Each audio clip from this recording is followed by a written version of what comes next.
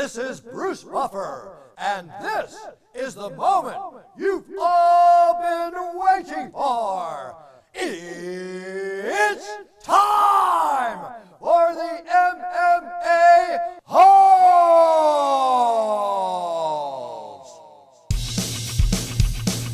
Mixed martial a-holes. MMA-Holes, MMA-Holes, MMA-Holes, MMA-Holes, MMA-Holes. You like to be a mixed martial a-hole. MMA-Holes, MMA-Holes, MMA-Holes, MMA-Holes, MMA-Holes. No way. From the Queen Studios of New York, Covington, Lawler, Fight Week, MMA News.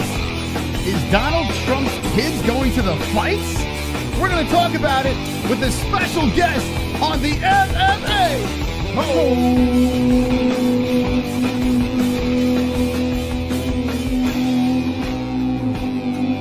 Yeah. Wonderful, wonderful. Ladies and gentlemen, we have a spectacular show for you. I hope everyone is wonderful, wonderful. Jesse, how are you tonight? Wonderful, wonderful, Moss. How are you? Wonderful, wonderful. Of course. I mean, look, we should even ask each other that anymore, right? I think we should always ask each other that. Yeah, all right, fine. How are you? Wonderful, wonderful. Oh, there. Wonderful. Wonderful. We have a special guest coming on the show. Triton Fights number 14 is on Friday, and we're doing the preliminaries. We're actually showing the preliminaries on this channel, the MMA-Holes, and we're doing the play-by-play. Could you believe it, Jesse, that they are inviting us back once again? To be quite honest, yes, because we're that superior.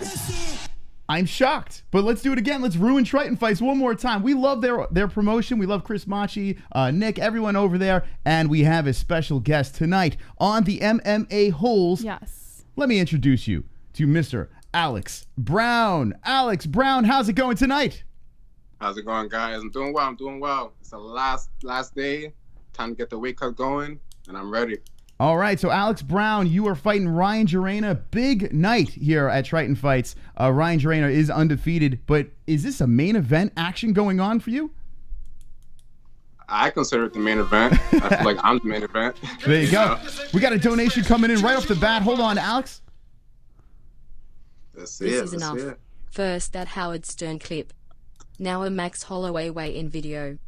I am sick and fucking tired of you guys poking fun at us men with small penises. What? All right. Not cool, Chris. Not cool by a long shot. How dare you, Real. By the way, we were doing a stream. Was it last night? Yeah, yesterday we were talking about it. Yeah, we were talking about dick size. Maybe we'll talk about that tonight. Wait, I just want to get your opinion though. Do you think Max Holloway has a small pecker or not?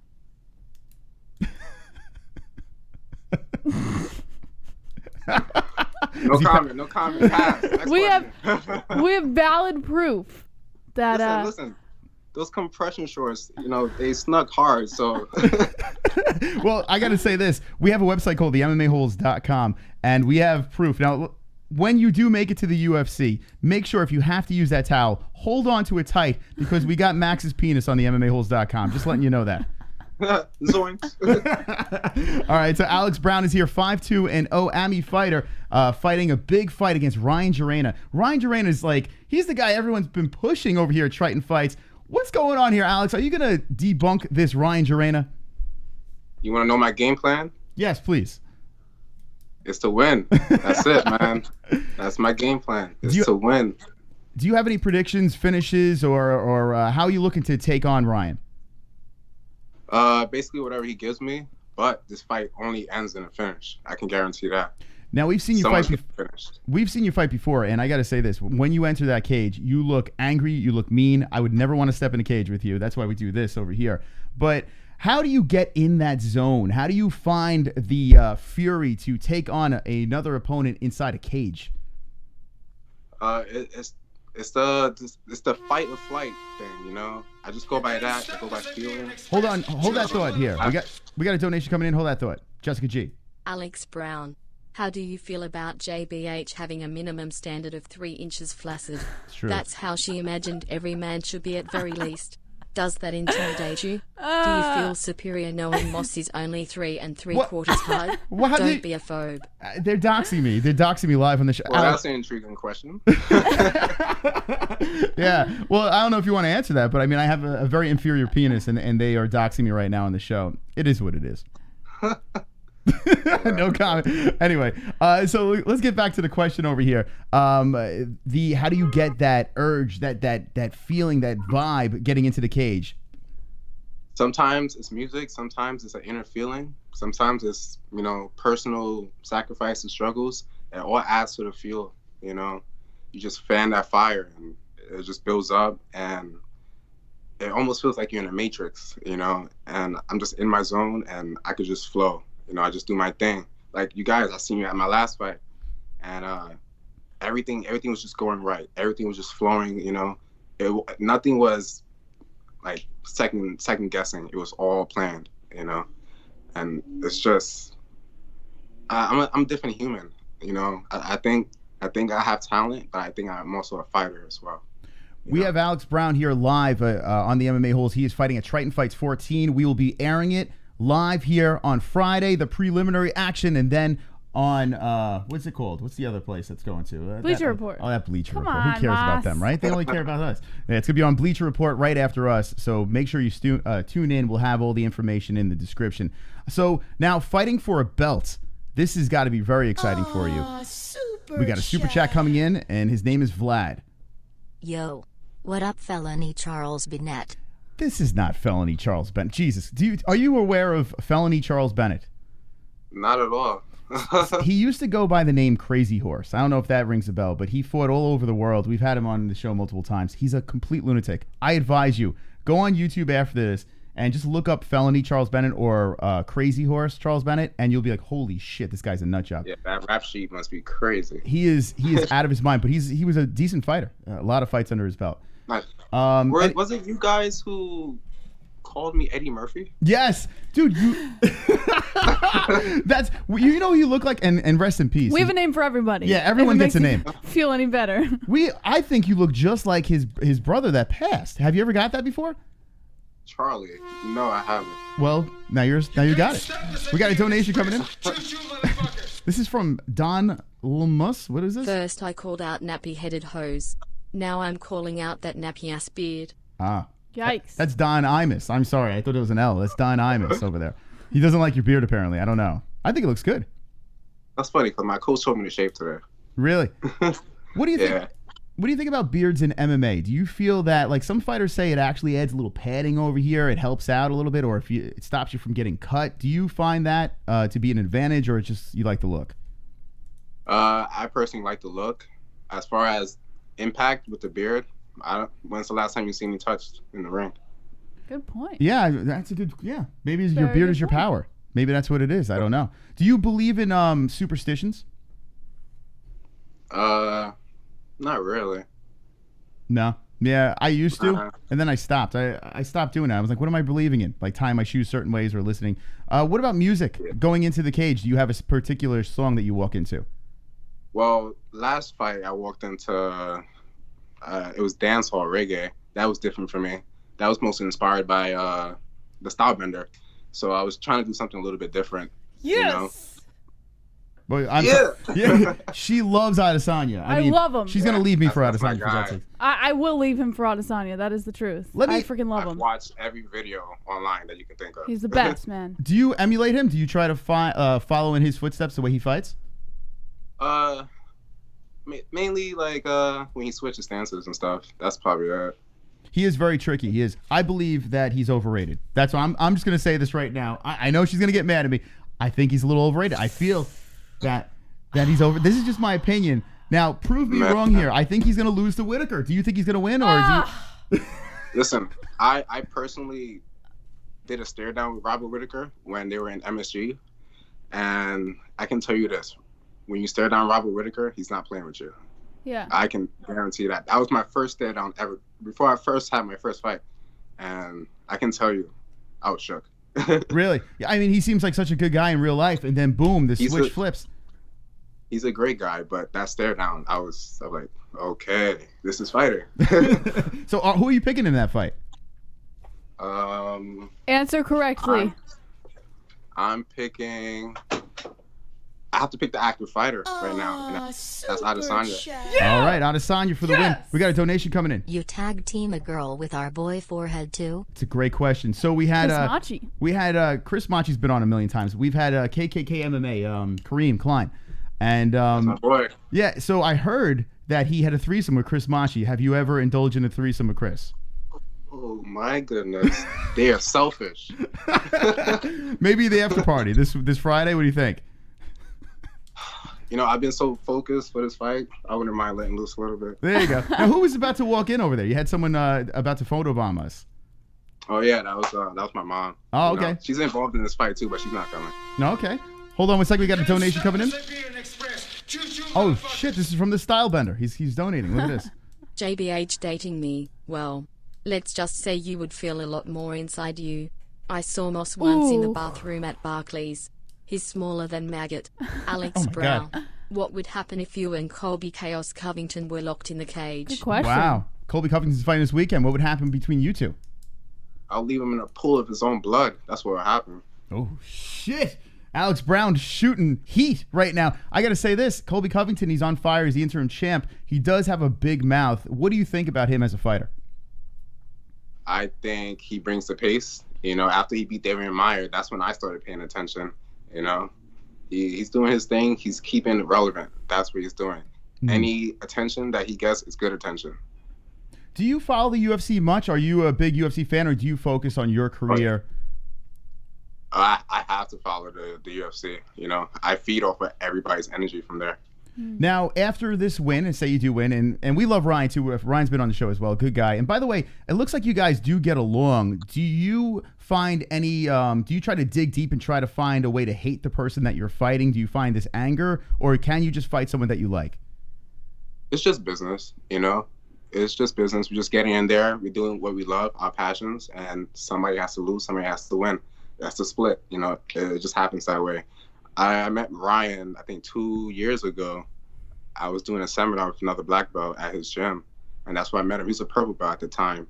And he was real respectful, cool. He rolled with me, everything. So I already knew about him. Wonderful. And when I switched over to Triton, you know, he's been to all my fights, and he's been real supportive. You know, I'll see him right before I go out.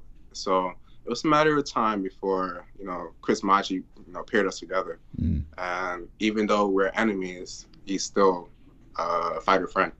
Now, speaking of Triton Fights, they will be fighting this Friday. Triton Fights 14 will have the prelims live on the MMA-Holes, and I'm really looking forward to this fight. This is going to be absolute fire. Ryan always brings the heat. We know you always bring the heat, so this is going to be interesting stuff. Bringing the Matrix, man. You're going to be the Matrix. Are you going to be doing any special tricks? Is there something that you're going to be bouncing off the cage? What can we look for in this fight? Everything you could think of. Let your imagination go wild for a second. The last time you saw me in a cage, I almost tore this guy's head off, you know? So I'm looking to outdo myself this time. You know, I have to let it all fly. This is a title fight. It's not a regular fight. So if I'm going to let it all loose, why not do it, you know? There you go. Especially against what's considered the best fighter in New York right now, Ryan Jarina. So now that I get the opportunity to face him, I want him to feel it, you know? Feel what I have to offer. I think I'm one of the best in New York, too. Well, we've seen you before, and you're pretty damn good. At 5-2-0, it's a pretty impressive record. Now, how many AMI fights do you want under your belt before you take the next step to pro? You see, I was waiting to say this on Friday. And you actually speculated about this, too. Exclusive news on the MMA-Holes? Exclusive. Yeah, all right. Exclusive. All right, here we go. So, do you remember saying, I think he's going to go pro after this? Do we remember saying that? Yeah. You know, I remember. I did some research. I went over the video of the fight. Okay. My last performance, and you said, you know, that was an impressive win. I think he might go pro after this. Look at that. And let's just say the gears are going, and this is my last amateur fight. Hey, look at that. Look at that, Jesse. Yeah. Wonderful. Last amateur fight. This is unbelievable stuff. So you're looking to snatch the belt and go pro. Skied out of there like McGregor. Yeah, that's right. Conor agrees. So that's exciting. So now, is it difficult to look like you got to focus on this fight and you have a weight cut? And how much weight do you have to cut for this fight? Let's just say I'm in the 160s right now. Now, this is a junior welterweight fight, they're calling this? Right. Okay, so I didn't even know Ryan had another belt. He has like until they told me. Yeah, he has like 3 belts. I don't know. He wraps them all around himself. He goes out, and I don't know what's going on with this guy. He's about to fucking lose one of them. So. I'm loving this, Alex Brown. You're growing on this community over here. I can tell. I can tell that they love you as well. I'm looking forward to this. So he's to take Ryan Jarrena's belt, Jesse. What do you think about that? Well, listen, anything's possible. Now, that's what I always say. We always ask our fighters here that come on the show, and some do it, some don't. It gets annoying. We need a fighter to get on that mic and say, "Hey, listen, this fight was for the MMA-Holes. Will you shout out the MMA-Holes after this fight?" Definitely. Oh, look at that! We're gonna hold you to that. I'll put you guys. Let me write that down. I'll put you guys on my list of people to thank when I get this belt. Oh man, no problem. How about that, Alex Brown taking the belt from Ryan Jarrena? We love Ryan. You're a great guy, but Ryan, we're jumping ship. We're going to Alex Brown. He's gonna shout us out. So that's how that's gonna work. Talking about. Drop a wonderful in the chat if you're pumped up for Alex Brown's fight. Let us know. All right.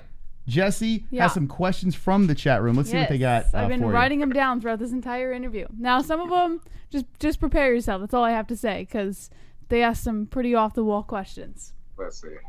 All right.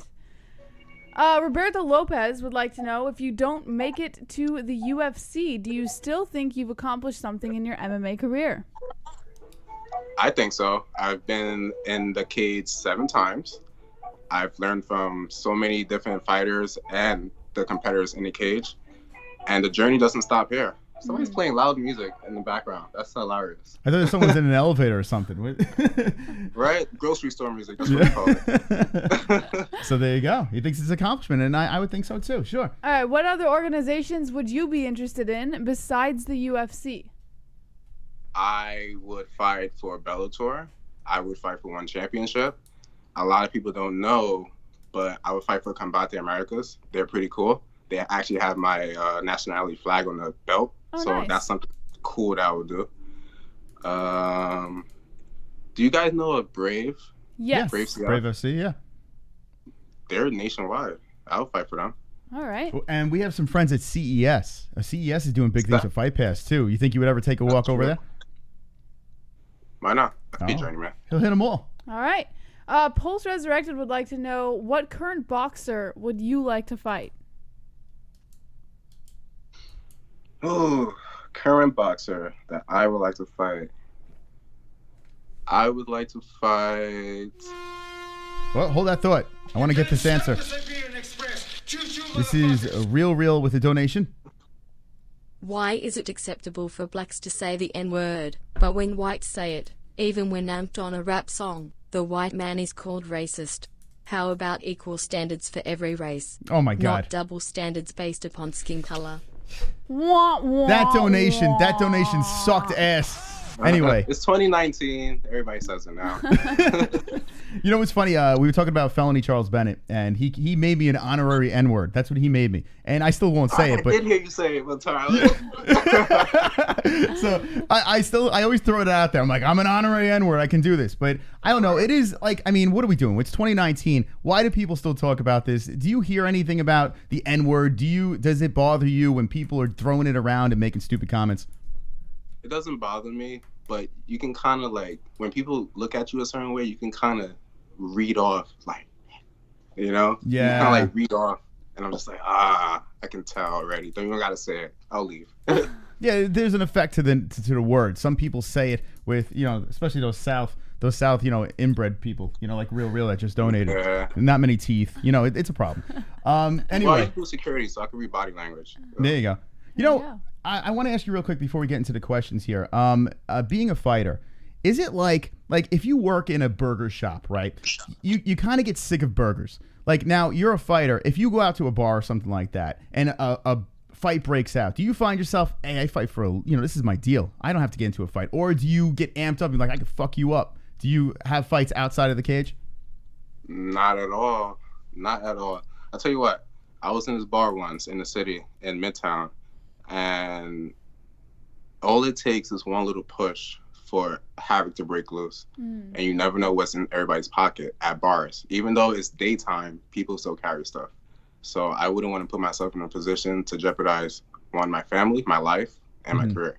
There you go. Look at that. That's a good answer right there. It's a smart way to think about it. Moz, you should take some advice I know. from I this like man. I like to jeopardize everyone.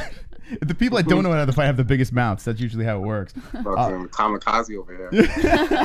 You don't even know who you're fighting these days, though. It's true, though. Like, you don't know what they have, or I mean, and now like the littlest guy at the bar could turn into a pretzel with MMA involved. I mean, you don't know who the hell you're fighting. You know, it's crazy. Right.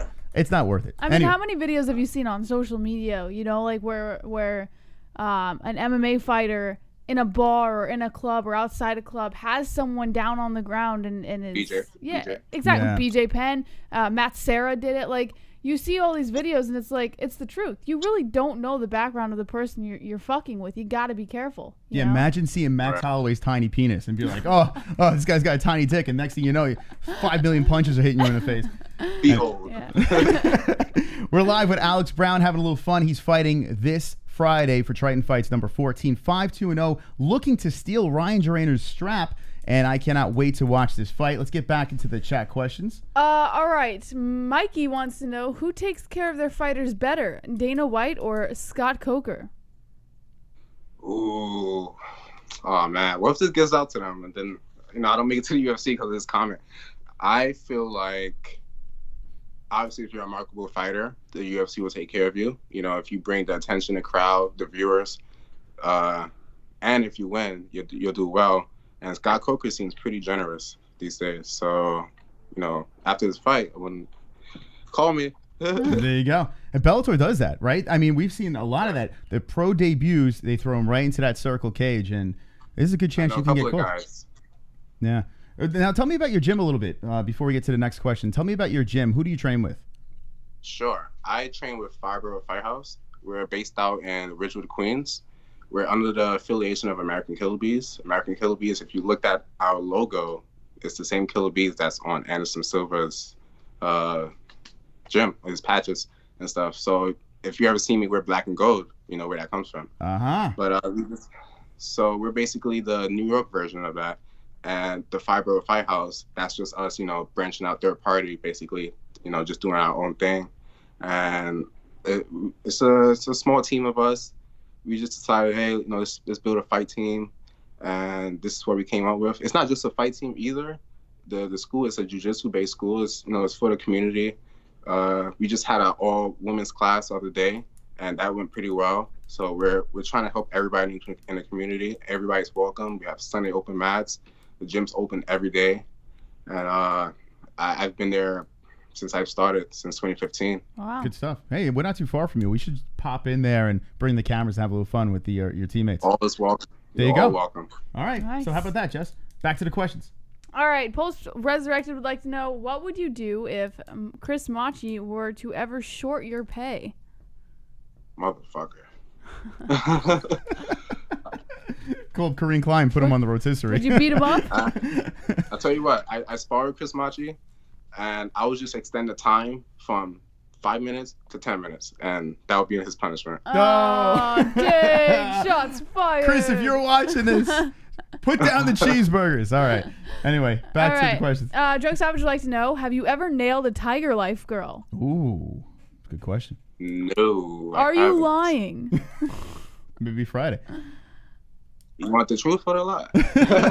No, I haven't. I'm sorry. You got to do this. Everyone in the chat loves Summer. This girl Summer. I'm not sure if you're familiar with Summer. They like her. They are fascinated by Summer. So if you can take Summer to Pound Town, they would be very proud. This crowd. During your victory announcement, have Summer right there by your side, and that'll be you'll have the chat forever. There you go. Right, just give it a look. That's all it takes, right? All right, let's see what else we got. Mike would want to know, who is your favorite and most hated fighters?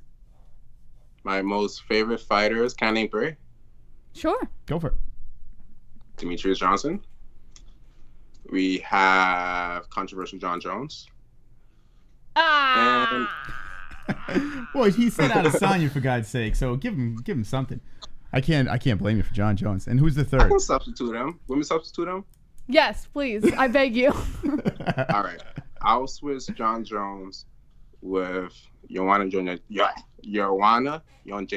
Good All right. one. That's a good one. I like that. Demetrius, Joanna, and I'm going to go with Anderson. Of course. There you go. The spider. All right, most hated. Most hated. Ooh. Most hated fighter. Fuck. Angela Hill. Oof. Neil Magny. Yeah, I don't like her either. You mean Neil Is Magny? she annoying? Is it because she's annoying, or what's the reason? Or because she looks like Neil Magny? She's not giving the results. Mm. You know? Like, she's inconsistent a little bit. And it kind of sucks. Yeah. Okay. You know, I'm like, with you. I like her cosplay. Like, that's pretty cool. Cosplay, co-play. Yeah, she whatever seems like it's a great human being, but there's something that I just can't sink my teeth into an Angela Hill Yeah, fight. it's a turn off a little bit. Yeah. I don't know what that's about. Who else? I don't like. How about Colby Covington? What do you think about him fighting this weekend? No, he's catchy. I like Kobe. He's catchy. I'll bust his ass, but he's catchy. See, it's Let's easy to go say your favorites. It's just tough to say who you hate. That's always the toughest part. Right. It's so tough. Well, especially if you might compete against them or run into them, Yeah. in a gym or something Remember like what I that. said? It's just business. That's right. Well, you can get back to Yeah. us on that. Let's get back. Let's get to the questions over here. All right. We got a couple more. What's your favorite after fight meal? Mike S wants to know. It's a good question. My nutritionist told me that after I weigh in, I can have 5 guys. Ooh. There you go. Now, I've never had Five Guys before, but people keep, Neither have including I. him. I gotta Everyone raves about it. I got to bring you that. It's a Never greasy had it. delight. I passed by today. There you go. All right. Anything else from the chat? The other one was similar to the other question that we had, so that's all. There you go. All right. So Alex What about Brown. the boxing question? Oh yeah, yes. Wasn't there a boxing question? They want. Which boxer would you? He didn't answer. Which boxer in today's boxing would you be willing to fight? Or beat up. Beat up? Yeah. I would love to fight Devin Haney. Ooh, look at that. What do you think about Yeah. boxers and MMA fighters sort of transitioning into each other's organizations? I think it's a waste of time, to be honest. You know, it's two different extremes, and you can honestly tell the pros from the amateurs when they switch over. The distance is different. Even the gloves, the distance to hit somebody with a boxing glove compared to an MMA glove, completely distant. You don't have much defenses behind the ears. So when you're covering up, think about an MMA glove. When you cover up, you still could get tagged here. You can get tagged right here or straight through the middle. Same thing with a boxing glove, but at least you can brace for it. You know. True. Yeah, Very true. That's a great point. So, all right, so we got some bare knuckle. We had a bare knuckle fighter on the show, and what do you think about bare knuckle boxing? Do you think down the road, say if the path led you there, would you ever compete in something like that? Nope. Smart man. You don't want brain damage? Nope. I tried looking at it, and it gives me trouble watching it, man. Yeah. Like, I know it's gladiator sport. Like, Does it bother it's just you? Too much. It's too much battle damage on the face. You know, I love it's it. too much. Well, it's easy great. to watch, but not love to. it. Would you compete in that? If I see someone's face getting all fucked up, that's the best thing in the world to me. I love it. Artem's face. Oh my! I see a picture behind you of Artem. Yeah. His face. Jeez. We pray to it every night. And Connor, we pray to both Lord. of them. Yeah. Well, listen, I got to say this. Bare knuckle, we don't need that because we have a fight this Friday, and I am looking very much forward to it. It should be a good time over here. Will there be any trash talk before this fight? Probably not. No. You know, I respect Ryan a lot. Say the meanest thing to Ryan right now on air. We need you to let's look get into some the trash camera talk. and say the meanest thing you could possibly say to Ryan Jarena. Ryan, your performance Friday will suck. Boom, roast it. There you go. I like that. Well, listen, Alex, we ran out of time over here, but now is the time for you to say your final words. Why should everyone tune into your fight, and what can we expect? Any sponsors? Now's the time to do it. I don't really have current sponsors, but you should definitely tune in because I am the most electrifying. Wait, hold on 1 second. Bad timing with a donation over here. Last one, real came in. Wasn't too long ago when great-great-great-grandpa owned Five Guys. Now they name burger joints Five Guys. How things have changed. What is your diet routine during fight camp? Do you manage your own food intake?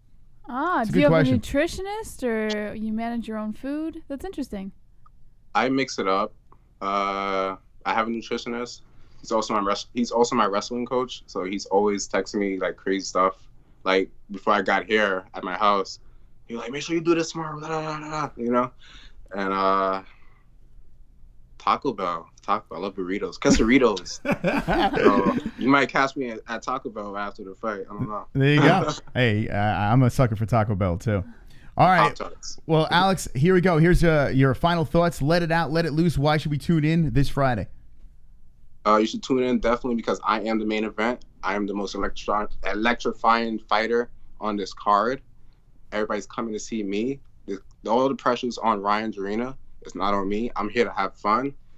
You know, I love all you guys, whether you hate me or whatever. This is going to be my best performance. And I'm coming in there like John Wick and just everybody, you know? I love it. That's awesome. Come Friday. I'm the main event. Enjoy all the fights. There's 5 title fights that night.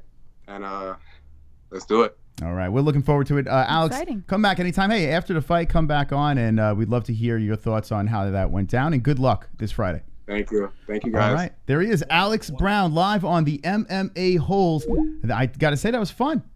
That was fun. I got to say, he took it a lot easier than I thought. I was a little nervous about this, and I was concerned that maybe, you know, he wouldn't be able to realize that some people were fucking around here, you know? I always get nervous about that. No matter what guest we have, it's not just him. No matter the guest. If they haven't been on before, I'm always like, oh, man, here we go. We got to try and explain to him that it's all ball busting. Well, Chris did mention, he's like, well, like, listen, if you got to send us someone, send us someone that could take it. And he was the first guy on the list. Yeah. So he lived up to it. I like him. I like him a lot. And he is fighting this Friday. And the reason why we're talking about this, we will be getting into the UFC news and all the MMA news and everything like that. We are doing the play-by-play for the preliminaries live on this channel, and then we move you over to the Bleacher Report. It's that simple over here, so definitely tune in on Friday. If you're not subscribed, give us a sub, hit the notification bell, and watch us screw up the prelims. Wonderful, wonderful. We're going to play something really quick. Well, it's a 5-minute quickness. So this is what I want you guys to do.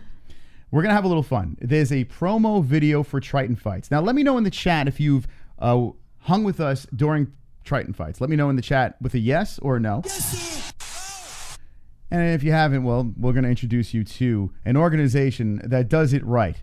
It's a local promotion, and we're going to pull up a chair. Wonderful. We're going to put you in the wonderful, wonderful room over here, and we're going to get everything popping. We're going to play a video. This is the promo video. I don't know if you are familiar with Grand Theft Auto. Well, Grand Theft Auto like you've never seen it before, Jesse. You ready for this? I'm so ready, Moss. All right, here we go.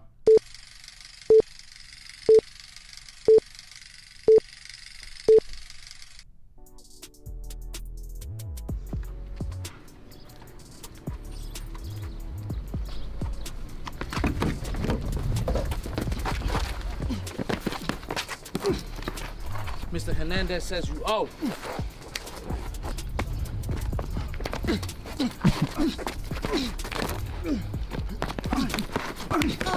Oh, super chat. Oh, right in the middle of the beating. Come on, Drunk man. Savage. Let's go White Sox. Chicago is proud of you. Smirking face. I took a massive L last night. They're live now. Yeah. All right, there we go. Thank you, Drunk Savage.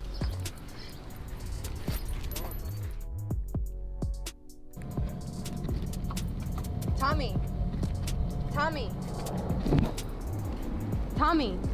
What? Mr. Hernandez texted you.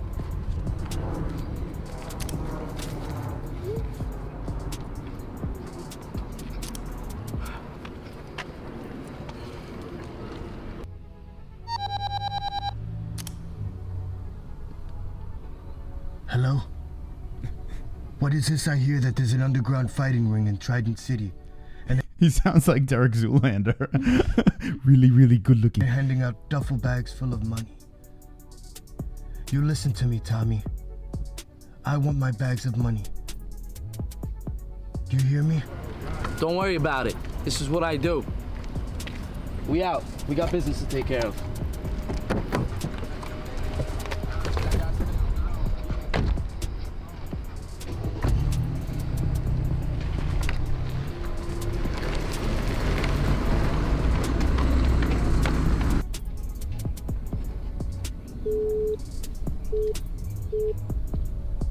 Yes, hello? This is Hernandez. Bet it all against Tommy. Merman. Yes.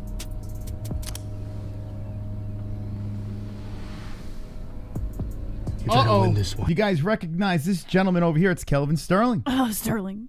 Aljamain's brother.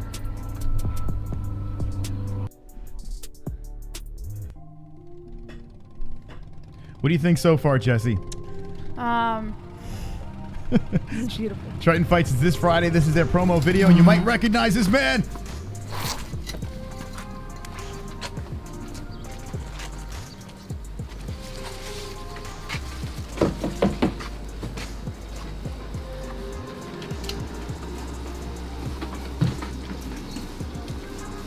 What's going on? I'm here to see the bookie.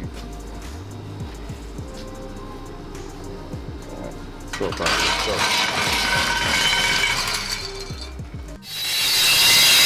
Oh my God! What the? Why is that so loud? Ah! Ah!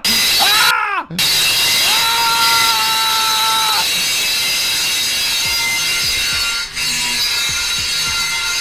Oh! You got to shut the gate again. What's up, kid? I heard that Snake Hernandez bet against his own guy. Put 80 large against Tommy. Heard he got some new cat.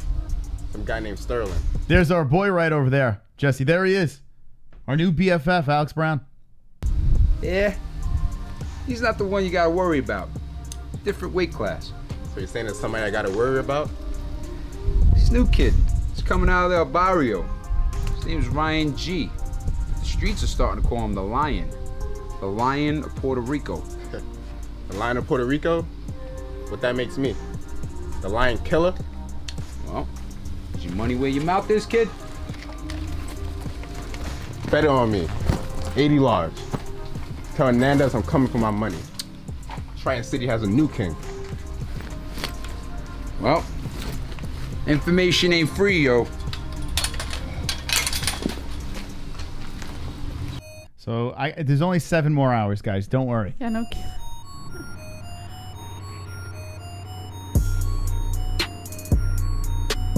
Oh yeah, Jesse. Here we go. You might recognize this gentleman. What are you reading? The Art of War by Sun Tzu. And what is it about? It's about how to capitalize on opportunities in the midst of chaos. So, how do you win a war? By controlling the flow of information and manipulating your opposition's energy. Talking about information, what do you have for me? Well, I heard Mr. Hernandez bet against his own fighter. It does look like a porn.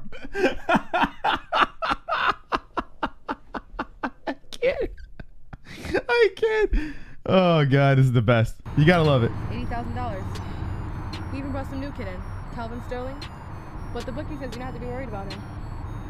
Believe me, I'm not worried. Well, there is some new kid, Alex Brown.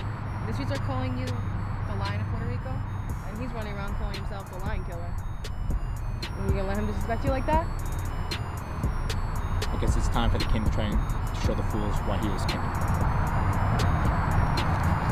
All right, there it is, ladies and gentlemen. Triton Fights 14, and they really went for it. They Jesse, what's your review on this video? That was very, very good. All right, let me know in the chat. 1 being the worst, 10 being the best. What do you rate that promo? I don't think we've ever. I got to give Triton this. We've never seen a promo for a fight organization ever do anything like that, right? So originality of 10. Yes. And then I'm going to stop it right there. I think that would be better if the MMA-Holes were in it. The next one, right? What do you think? I think the MMA-Holes should be in the next promo video. Let us know in the chat what you think. 773, 1 out of 1, -7, 8, 10. No doubt. I agree with Jess. It was crap. 0.025. The video is so cringe. Perfect for your show. Imagine UFC does something like that. They could have done better. For Pettis Diaz, Moss, stop supporting them, bro. The Cash Me Outside girl in the promo gave me herpes. Wonderful.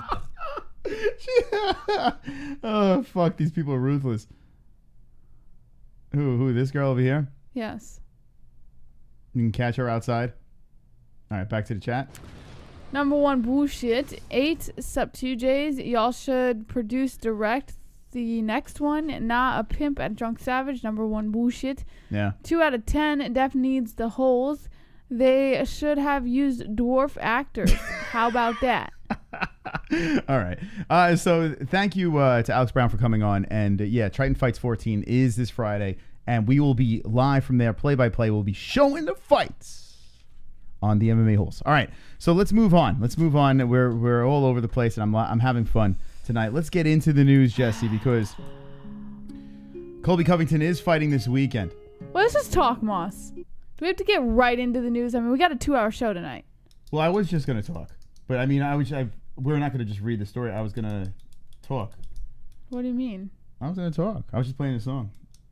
I can't talk? All right, what do you want to talk? Anything. Okay, how about Colby Covington and this... Shit. You don't want to talk about MMA? No, I do. No, we're not going to get into the story. We're going to talk about this, and then we're going to get into it. It wouldn't make any sense to talk about it first and then get into the story, because then we already know what's going on. So just let me read the story, and then you can talk about it. So play the song, Moss. What is going on? Roll the song. I don't know what happened, but all right. That's it. Yeah,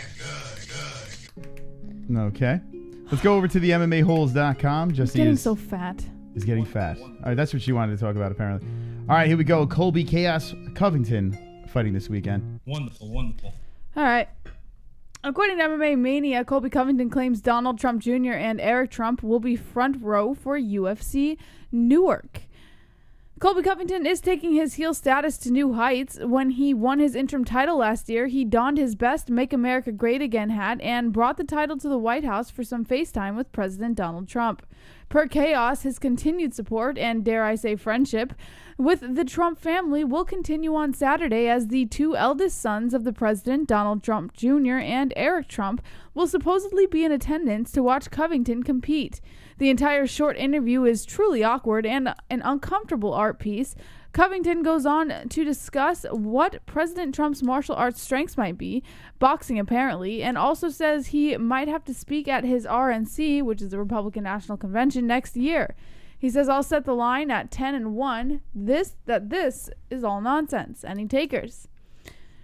Brian Ortega with a nasty low kick is an exciting concept. Brett Okamoto posted on Twitter, I'm told Brian Ortega, in addition to his work with longtime head James Lurson and Hanair Gracie, of course, has done some training with retired kickboxing champ Rob Mr. Low Kick Kamen recently, who you can check out.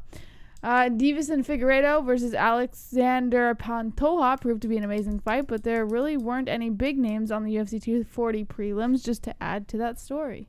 So, all right. So I got to say this. Covington is fighting Lawler this weekend. It's at a weird time. I just noticed this now. It's in Newark. It's in Jersey. I'm not sure why it's so early. The prelims are starting for us at 12 p.m. 12 p.m. And I got to say, for a fight night, it's not a bad card. It's actually halfway decent. Some known people on there. It's not like something that you go cray over, but it's actually a decent, hey, let's hang out and watch a fight night card. But the main card starts at 3 p.m.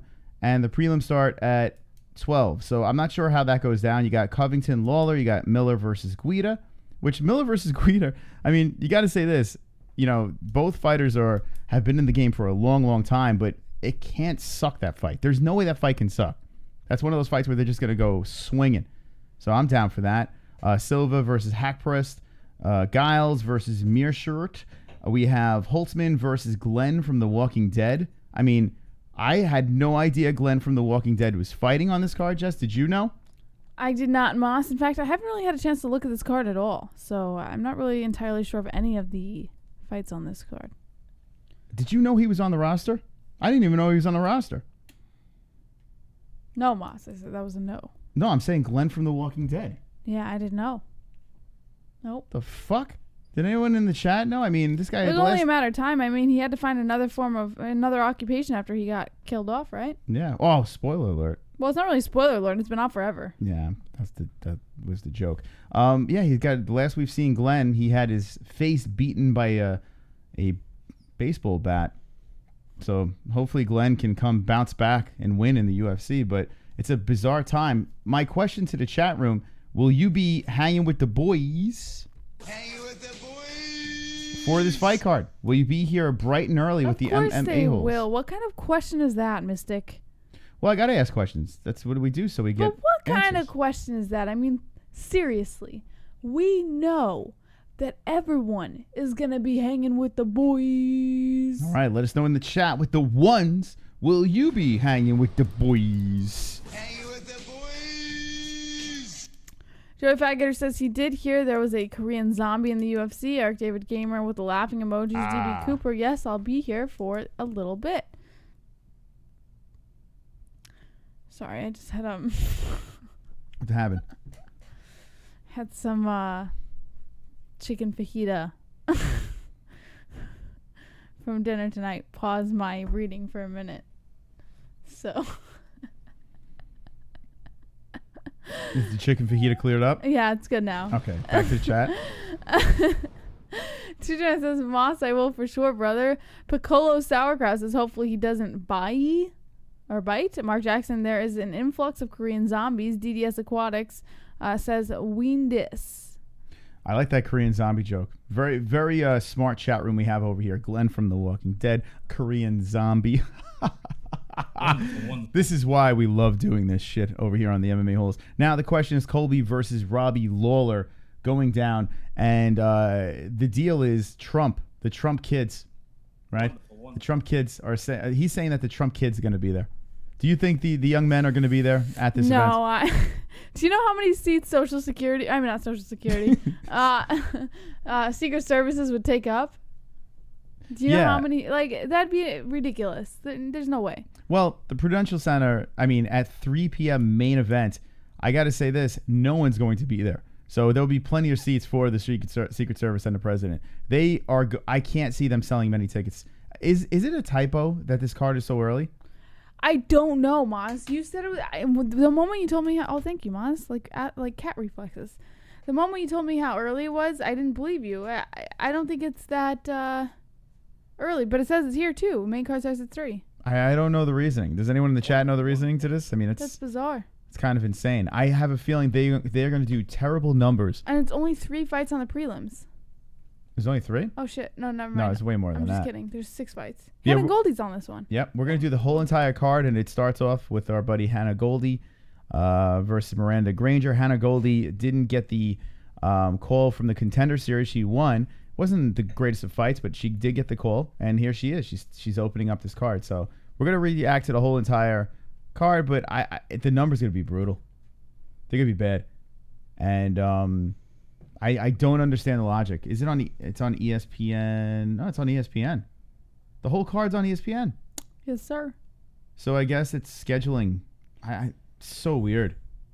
Something I did notice on the UFC schedule is there are a lot of fight nights coming up that have belts. Wonderful. Have you noticed this, Jesse? I did not know that. Yeah, Shevchenko versus Carmouche, Blech. which should not be a pay-per-view. I hate that it's a fight. rematch, though. It is a rematch. I hate it. And well, if you hate it, then don't watch it.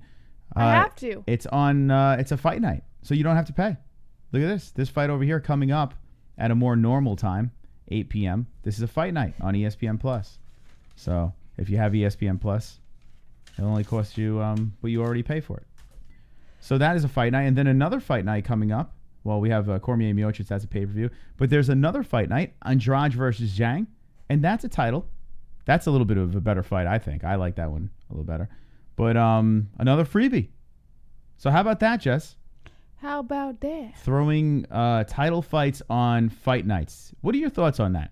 Used to be like on pay-per-view exclusively, and then yeah, I'm more into the title fights on pay-per-views only because I think it adds a little more value. Like it makes you, it almost makes it like, yes, this is the reason I'm paying for the pay-per-view. You don't pay for fight nights, so don't put a title fight on a fight night because now you're just kind of like, it's almost like watering down the product to me. Keep the titles on the pay-per-views, and this way when those pay-per-views come around, your audience is more likely to pay for it because they want to see a title fight. If you start putting it on fight nights where they don't have to pay for it, it just waters down the product. I'm a fan of keeping it on the pay-per-views, but the UFC is going to do what they're going to do. So yeah, I disagree. Because I feel that with them having these title fights on fight nights, I feel that this might be the first movement from the pay-per-view process. We might see them spread out more title fights with these fights. And if you have like DAZN, if you're paying DAZN, like they should charge us $20 a month and just put everything on there like DAZN does. Maybe that's what we're going to see in the future. Maybe the pay-per-view is gone. Maybe they're going to just make the product spread out a little bit better and not just be like shitty fight night, awesome pay-per-view, shitty fight night, cool fight night, shitty pay-per-view. Like we're seeing these dips and valleys. If you spread out the fights and you spread out the titles and even everything out, I feel we're going to have a better product. Maybe that's the route we're going. Think about it. You weren't listening. I'm kidding. But no, think about it. Like, I think that's where they're going here. So, I mean, having these title fights on fight nights means that pay-per-views might be dead. It might be the beginning of the end of pay-per-views. That's what I think. Let me know in the chat. Do you like title fights on fight nights? And what do you think about the future of the UFC? Flaughter says, use your power, drunk savage. Vigo Stockholm's nose. Bro, we should demand a cut of the check. Vigo Stockholm, if Moss is trying to make me fall asleep, he's succeeding, bro. 2 joints, cool shirt, Chris, brother. Cybernetic Ghost, UFC 240 was shit. The Law of Vigo, I missed it. Raul Chagas, I believe that a great fight we might see in the future is BJ Penn versus Khabib Nurmagomedov. It would be a hell of a good fight, right? Let's make this happen, MMA-Holes. Wonderful. JBH is hilarious, says Mark Wallace. Law of Vigo, Moss, cut the check, bro. Flat Earth Deacon laughing at Drunk Savage. Michael Anzalone, it doesn't matter. Kainoto, I don't care anymore. For me, all the fights are just about popularity. Flatter Deacon 50 likes, and H, the UFC pay-per-view are already dead on cable and dish. Kainoto 74, spirit of competition doesn't exist in the UFC. Grower Lanazia says, a yearly subscription to UFC $200, I'm in. I think that's where we're going with this. I think pay-per-view is going to die. I do, and I hope that's the case. I hope we pay one set price, and that's it. No more of this. Can I get you a stress ball? The clicking is crazy. Whatever helps you, Moss. Yeah, it would help. I do believe that process is a dinosaur process, the pay-per-view thing. And you look at the WWE, right? Don't you pay one price with WWE and get the pay-per-views? Like, isn't that part of the deal? The UFC is going to follow in that footsteps. Enough's enough with this thing. Plus, if they have the pay-per-views exclusively on ESPN Plus, right? Doesn't make any fucking sense. It doesn't make any sense. Like, then just make it one price for everything. What are we doing?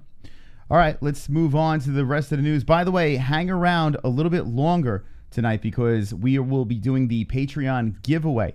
That's right. Jesse is going to read the comments from Patreon, and then one lucky patron will win our mega bundle. Mega bundle. Everyone say smile JBH in the chat. Let's do the rest of the news. Nobody's saying that. The MMA-Holes. No, I'm saying everyone say smile JBH in the chat. Here we go. Let's see what else we got in the news. According to the Bleacher Report, Jorge Masvidal wants Conor McGregor fight. He said, let's get it fucking cracking.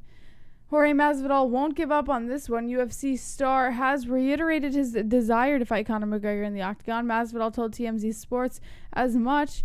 It does contain profanity. He said, quote, if you want this fight, my brother, I'm right here, man. Let's get it fucking cracking. Gamebred has said a showdown between the pair would be action-packed and that he would be targeting a knockout victory against the Irishman. He said, quote, he knows I'm only going for one thing on him, the off button. I'm not going in there to outpoint him or nothing. Masvidal added that his desire is not to trash talk the former 2-weight champ, though. He said, quote, "I got good things to say about Conor. He's done a lot in the sport and he's made his money already. And if he feels he's not getting the money, he deserves to come back. Man, I'm going to be the first one to applaud him and be like, you do your thing, my brother." McGregor has not fought since his defeat to Khabib Nurmagomedov last October, and he announced his retirement from MMA on March 26th. Masvidal said that he won't flirt with the 31-year-old to get him to return to the octagon, but if he decides to do so and he wants somebody that's going to stand with him and give him the type of fights that he likes, look no further, my brother. UFC President Dana White is reluctant to match them up because of the size difference between the pair, which he said prompted an angry response from McGregor. Masvidal fights at welterweight and did so in his last bout, in which he was recorded the fastest victory in UFC history with a 5-second knockout of Ben Askren on July 6th. McGregor fought twice in the class in 2016, suffering a defeat to Nate Diaz before beating him in a rematch, but he has spent his career at featherweight and lightweight. His last 2 fights were in the latter class. The American does not feel their sizes are incomparable, though and expressed his belief there is a bigger difference between himself and Darren Till, whom he beat in March, than himself and McGregor. Masvidal is riding the crest of a wave following his stunning win over Askren, so aside from a welterweight title fight with champ Kamaru Usman, a bout with McGregor would be among the most lucrative opportunities available to him if the Notorious were to accept. White's reluctance could be a significant stumbling block, but if McGregor were also keen to make it happen, that might get things off the ground. So let me know in the chat, did you see Masvidal on TMZ? Did you catch him on TMZ talking about the whole McGregor situation? I think he was completely stoned, but I loved the way he handled this situation. He handled it like a G. He went over there and he was just being like, he would love to have that fight, but who gives a fuck? He understands if he doesn't want to take it, if the price isn't right, well, so be it. Then don't make that fight. Like he was handling it so well. Masvidal is really coming into his own with being comfortable now. It's like he adds that little cringy. He has the swag. He's got that thug life going. He's doing a good job, Masvidal. He really is doing a good job. Now, with Masvidal being too big for Conor, okay, here's an image of myself and Jorge Masvidal, and he's not really that big, right? I'm 5'9", and I don't know how tall Masvidal is, but he wasn't really that big. He's not a huge guy. So to say he's too big for Conor, I don't think that's the case. Can he beat Conor? Sure.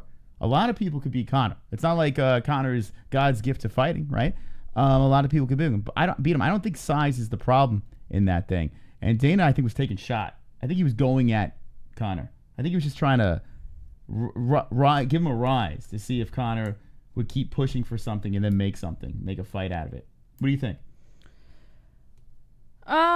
I think that Masvidal is doing exactly that. I think he is making a rise for Conor. But I don't think that this is going to happen. I think this is all just a hype and it's just going to blow over. Yeah, that fight, it doesn't make any sense. Honestly, it makes sense for Masvidal. It don't make sense for Conor. I don't see the fight happening, but the reasoning is silly. Anyway, let's look at this. We have 80 likes over here, so let's all get together, smile, and beat the shit out of the ceiling! Let's go Wednesday night. 3-3. Let's go. Beat it up, friends. Join in.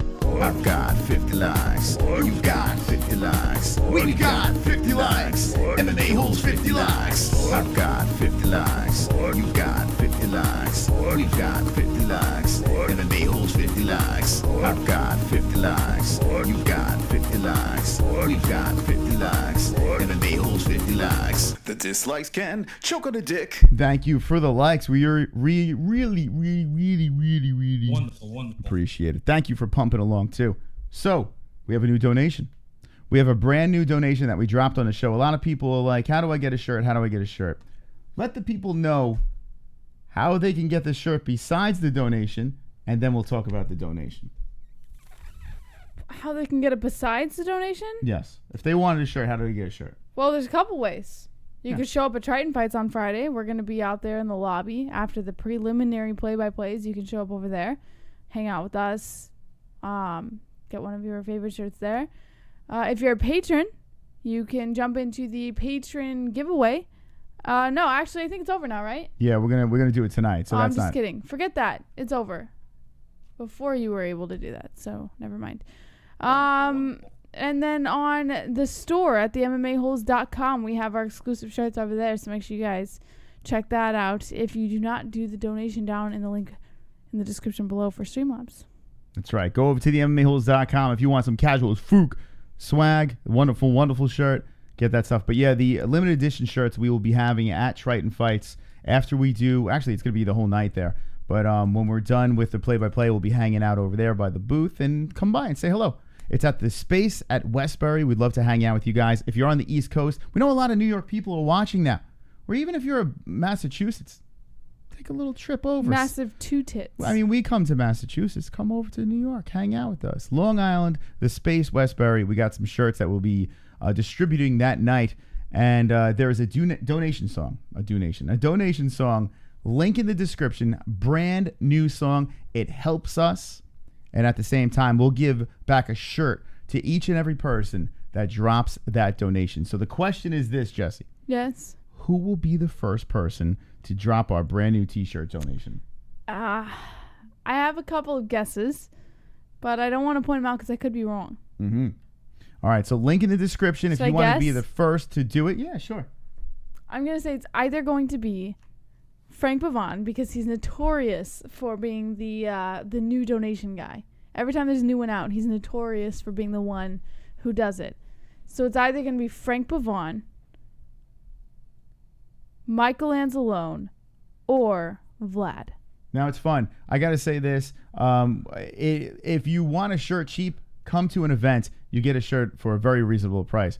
And we're going to be doing giveaways as well. If you want to get something at a pinch, go to the MMA Holes store. Reasonably priced over there as well. Link in the description. You want to help out the show and get a shirt at the same time, you can do that down below. And thank you to everyone for supporting us. Wonderful community. Let's get back into the news. Got a lot of things to get to. Yeah. Have you guys ever bagged over 200 shirts before? I'm telling you, wait until you do that and you'll have a whole new respect for people who have merch stores. I just never knew how much it took to bag 200 shirts. Yeah, this is the only show where the host bags their own shirts. We got a marketing team. Maybe we should make the marketing team fucking bag our shirts. We should, right? Well, it's not really their job, but we could make it their job. Yeah. Hey guys, we got some merch we need you to bag over here. Yeah, I'm gonna get to work. Slave drive. Anyway, okay. I gotta log back in over here. Let's go to the chat for a second as I log back in. Website logged me out, but go for it. DB says I bagged over 200 pounds of bud in my life. I guess that counts. Post also bagged over 200 pounds of weed. Drunk Savage, I bagged groceries for 8 hours before. Law Vigo says Moss wants to turn us into lampshades. Vigo Stockholm's Nose says Bossy got Vigo shirts. DB Cooper Chrome, that's still young. Kevin from Chicago, I bagged 2 whores at once. Oh! I don't buy that. Kevin, I love you. But I really don't buy that. Oh, God. Piccolo says, laughing my ass off. Father Deacon, I broke after I bought a MMA hole tee. JW, Conor versus Aldo. And I missed the rest. I'm sorry, bro. Law of Vigos tells Vigo Stockholm, we are fighters, bro. Eddie D says, just saw Once Upon a Time in Hollywood, and it was amazing. 9 out of 10, minus 1 point, too long. Yeah, everyone says it's so long, but I want to see it so bad. We might have to go to the movies and check it out. Might have to do that. All right, MMA news. Back to the news, and your boy Greg Hardy is the blood liquor is back in. What does he got? According to BJPen.com, Greg Hardy says Francis Ngannou is not an athlete. Not an athlete? He was a pro football player. What? No, he's saying Francis is not an athlete. Oh, he's saying excuse me. Okay. Despite a shaky start to his octagon career, former NFL player Greg Hardy has been making moves in the heavyweight division. He has bounced back from a disqualification loss in his UFC debut and his 2 subsequent bouts, securing 2 first-round TKOs. Needless to say, He's powerful. When we think of the other heavyweight powerhouses, Francis Ngannou is the first, or one of the first names that come to mind. However, Greg Hardy doesn't believe Ngannou possesses the same athletic gifts that he does. He said, quote, Francis Ngannou is a fighter that has athletic ability. He's not an athlete. Just seeing what happened to Francis with Stipe was a warning, but from the beginning, I always told everybody I want to be a well-rounded fighter. I don't want to focus on one thing and be one-dimensional. I want to be a man, and the only way you can do that is to take over.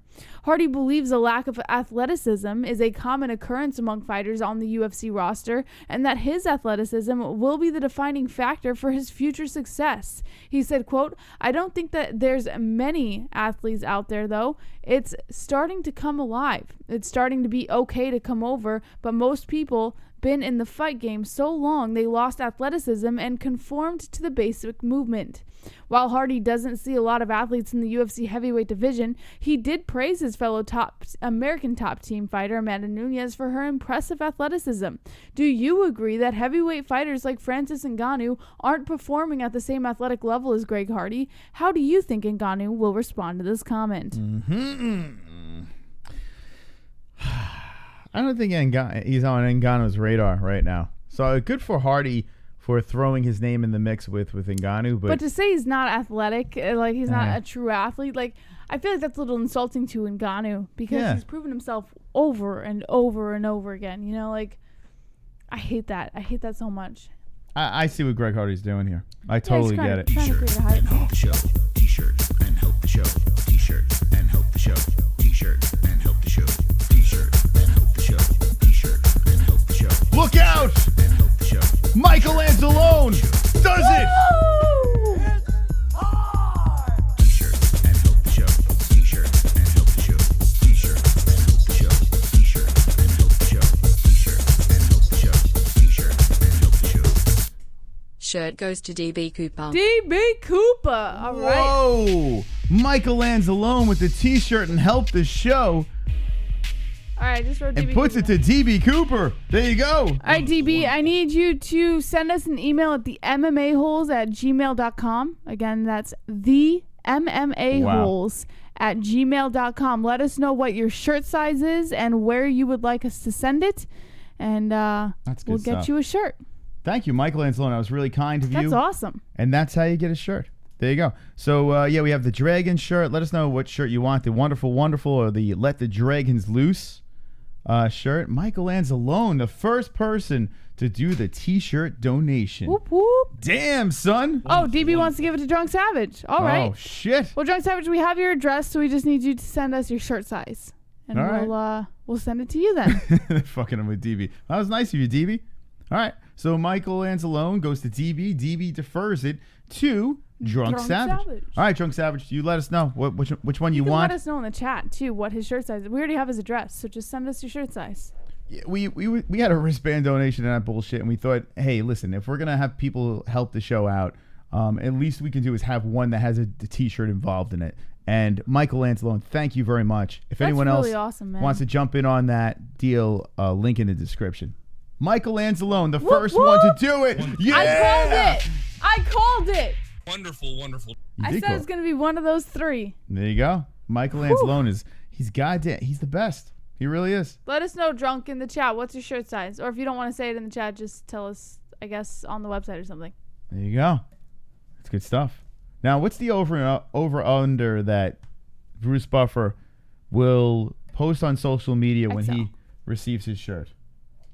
You know what? I really think he will. He's been so kind to us. Like, I have a feeling that there's, even if it's not on social, I think we're going to get something of him with the shirt. All right. I think we're going to get something. Now, we sent a bunch out on, what was it? Yesterday. Yeah, yesterday we sent them out. When you get your shirts, take a picture. Even if you chop your head off, I don't give a fuck. Drop it on themmaholes.com or just tag us on social media, Facebook or Twitter or Instagram at the MMA Holes. We'd love to see you rocking your new swag. We'll definitely share that shit and enjoy the shirts. Wonderful, wonderful. Okay. And if you, like we said before, if you're in the New York area and you want to get yourself a shirt, we'll be at Triton Fights Westbury, The Space. We will be there commentating, and we will be by the MMA Holes booth. All right, back into news. GSP. According to MMA Junkie, FaceTime and lidocaine. Michael Bisping recounts his backstage dilemma before the GSP fight. Michael Bisping's run as UFC middleweight champ ended at the hands of GSP at UFC 217 at Madison Square Garden. Unsurprisingly, the newly inducted UFC Hall of Famer still believes he has what it takes to beat the Canadian legend. Speaking with MMA Junkie during his promotional tour for his autobiography, Quitters Never Win, Bisping revealed that if there was one fight he'd love to run back, it's that fight with GSP. When asked if he could go back and have a do-over fight with any of his past opponents with the guarantee that both men would be 100% fit and healthy before and after the contest, Bisping didn't hesitate. Wanting to run back the fight that saw him lose his title while he fought injured certainly makes sense, but that wasn't close to being the end of the story. Bisping then went on to share an incredible tale of what happened and didn't happen backstage ahead of what proved to be his final title defense. He said, quote, "I sneaked in a needle full of lidocaine and I was going to, in the toilets, inject myself with lidocaine into the rib, which would numb the rib so I wouldn't have any pain. Because it's not a banned substance from USADA, I could have gone to the commission and said, hey, I want to inject myself with lidocaine. That wouldn't have been the issue. But the fact that I had an injury, they might have pulled me from the fight. But then my doctor said, you've got to be careful because if you inject yourself with lidocaine in the rib and you get it slightly wrong, you could puncture your lung and die. So I had it all in the bag and I was going to FaceTime my doctor on the toilet while the commission members were outside and he was going to talk me through injecting myself with lidocaine. But when I got there, I'm like, this is too much bullocks to it. So I just went out there and fought injured. Everyone was saying you weren't moving too well, and I'm like, yeah, no shit. My ribs were seriously messed up. Bisping lasted nearly 15 minutes before submitting to a GSP rear naked choke at 4 minutes and 23 seconds mark of round 3. And that's all there is to it. So what do you think, Moss? Bisping was willing to inject himself with lidocaine so he didn't feel the impact of GSP's strikes to his ribs. It's funny.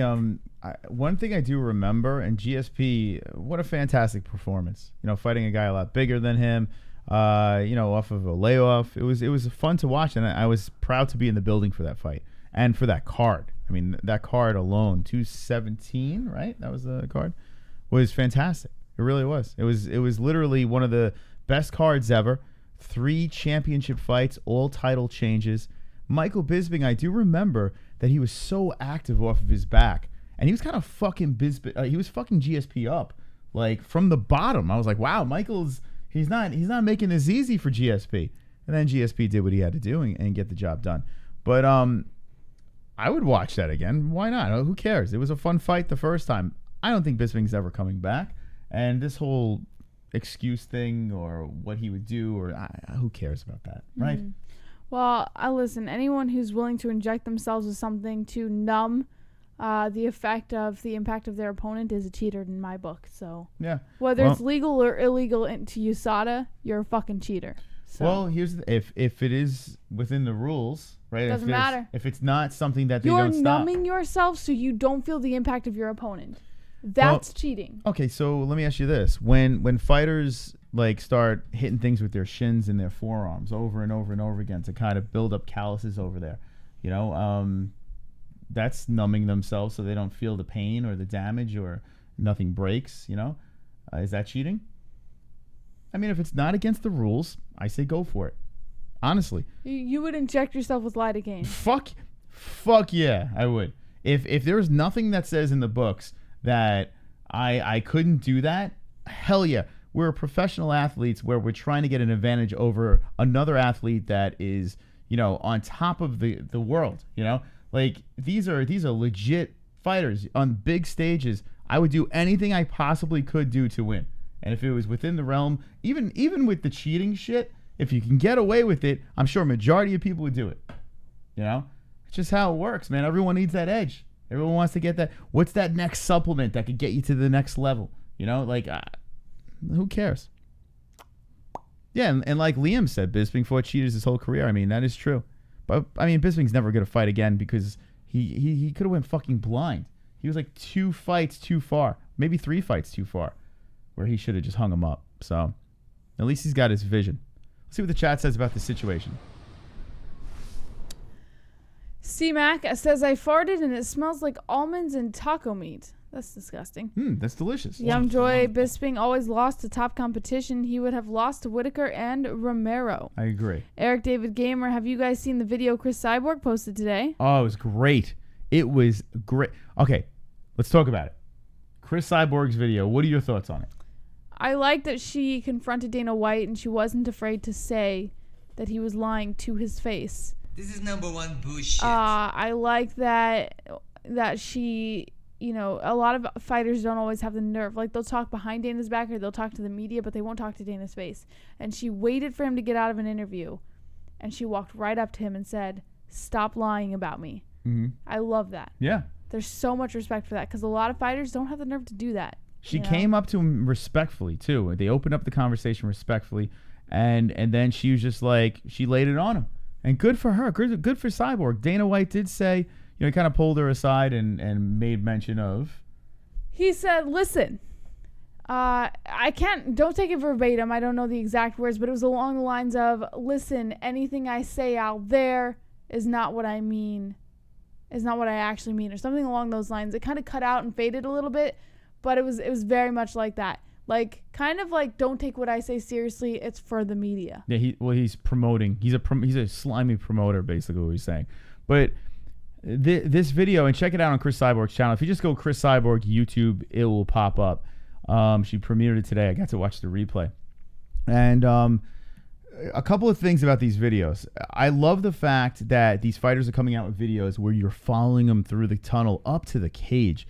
It's so cool. It really is. I could watch that over and over and over again just to see from the fighter's view of what goes on from the locker room, them training, all the way into the cage and competing. It is brilliant stuff to watch. Now, the problem I have, well, I mean, the camera work was very good, but the problem is the editing was brutal. Now, I know I'm nitpicking over here, but the editing was choppy and all fucked up. Like, whoever edited that video should... You're be fired. Like a freaking weirdo though. Like, people don't pay attention. Like, if terrible. it's good content, who gives a fuck? It's edit good it right. Content. Why edit it like shit though? Like, you got beautiful footage. You got the drone shots. You got this crystal clear camera. You got the nice angles, cutting different directions, beautiful stuff. And then they just chop it up. Like, it was just like chop, chop, chop, chop, chop. Just bullshit. The music was not even blending with it was fucking horrible. To you. Horrible. But you think everything's horrible. No, nothing I don't. Is ever up I think to Will your Harris standards. is good. I think Will Harris is good. No, remember you told Will Harris about the music before he fixed it. And what did he do? He fixed the music. Will Harris dropped the volume of the music. But that's what I'm saying. Great Nothing's up to your standards. Listen, like, if I'm doing something here, but you're right? not doing and it. everyone criticizes me. No, like the production of the show and people like, you got to do this, you got to do that. I take into consideration what people say, and I make it better. And this is the greatest goddamn YouTube MMA show ever. Ever! Wonderful. But I got to say this. The editor needs to go. Cyborg, I don't care if you're fucking the editor. I don't know what it is. Get rid of that guy. He's no good. Anyway, besides that, the footage from that was great. Really great stuff. Loved every minute of it. And shout out to Chris Cyborg. Hope she gets a big fight against Amanda Nunes. Rematch. As it fuck the UFC after that. That's what I say. Let's see what the chat says about this video. Did you see it? She gave her coach a black eye by accident, says Eric David Gamer. That was great. Do chronic NH 4 times. T-Roy Boy says, LOL. Roberto Lopez, her boyfriends are all leeches. Paul Watts, what's up, everyone? Jackson Black, the clips are too short in Anatomy of a Fighter. Yeah, so Anatomy of a Fighter is a weird thing. It's not weird. It's just his style. He'll drop a video that's like 2 minutes long, and then he'll drop another video that's 20 minutes long. And it's just how he does it. But I've noticed that his editing is getting a hell of a lot better. You can tell he's paying more money on his equipment. And I like that you actually hear his voice a little bit. You know, you kind of hear him in the background talking to these fighters. It's not just footage. You get the fighter to open up more. So I think Will Harris is doing a great job. I really do. Not just because, we know him. He's just doing a very good job. I think it's better than Embedded. I think Will Harris is the best out there right now. If you took Cyborg's footage and you mixed it with Will Harris over there, you have the greatest thing ever. The greatest. Anyway, that's just my opinion. Back to the chat. The Godfather says Cyborg getting slapped by Jason Perillo. Thoughts? Yeah, what do you think? I mean, we had a donation, the Cyborg slap. What do you think about that, Jesse? He's still slapping her. Not as hard, though. You know, is that whatever works for her. You know, I don't judge fighters on how they do things. If that works for her, then fuck it. So slap be a it. hoe? Yeah, it doesn't matter.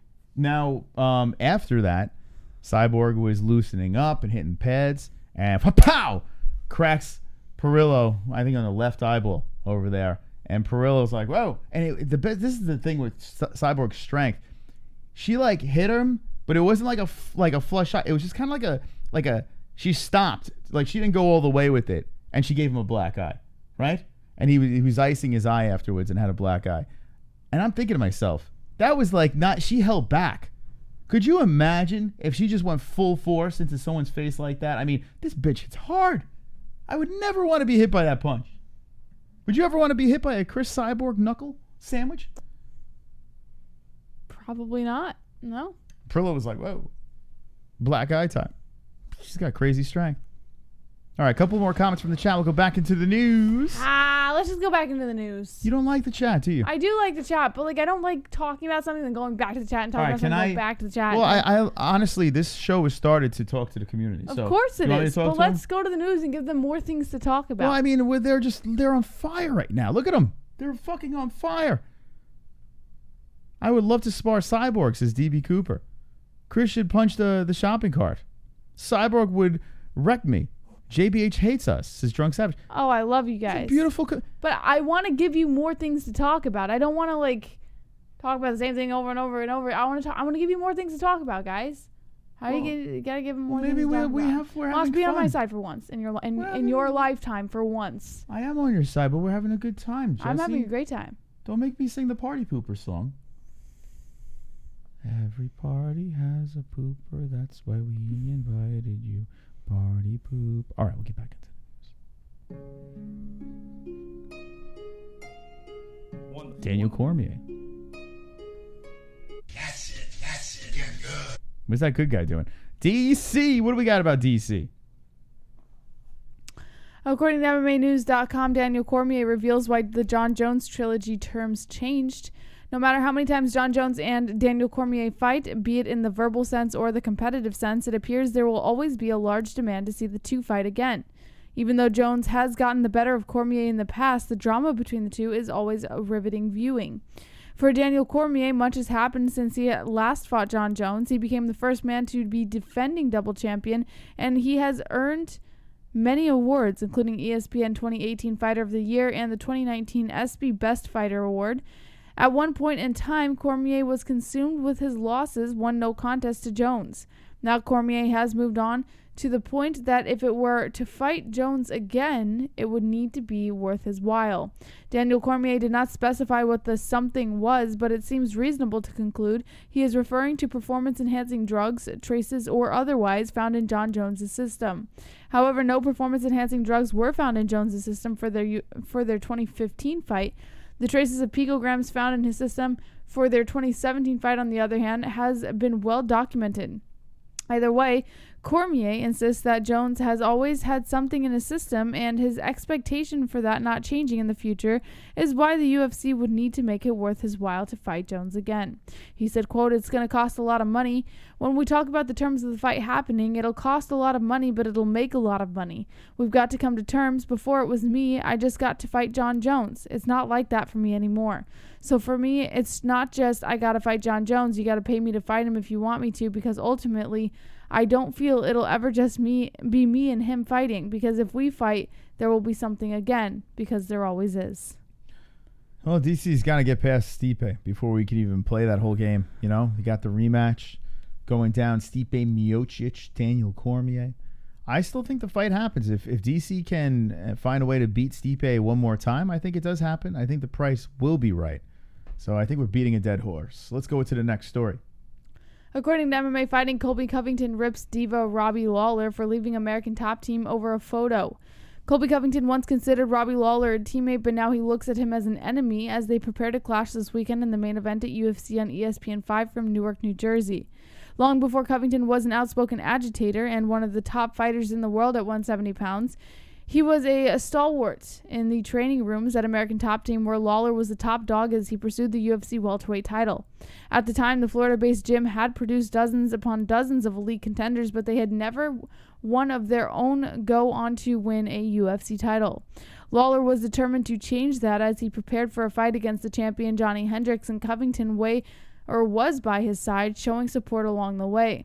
Lawler captured UFC gold, but eventually lost it when he faced Tyron Woodley in a title fight in 2016. The fight caused plenty of friction because Woodley was a longtime member of American Top Team, although he didn't regularly train at the same facility where Lawler called home. Afterwards, Lawler exited the team for good and ended up training just down the road in Florida at the Black Zillions facility, which later transitioned into his current home at Hard Knocks 365 under the tutelage of head coach Henry Hooft. Lawler never really addressed the split outside of saying it was no longer the place for him when he left, but Covington claims his exit stemmed from a photo of Woodley that was blown up and put on the wall at the American Top Team facility alongside other champions the gym has produced. Ironically, Covington also trains under the same photo of Woodley after he engaged in a heated rivalry with the former champion. Covington says the difference between him and Lawler is that he let the photo of Woodley motivate him to accomplish greater things so he could join that same wall of champions. So, Colby Covington, did anyone see the video of him walking around with the Navy and Marines? I know some people dropped it on the MMA-Holes.com.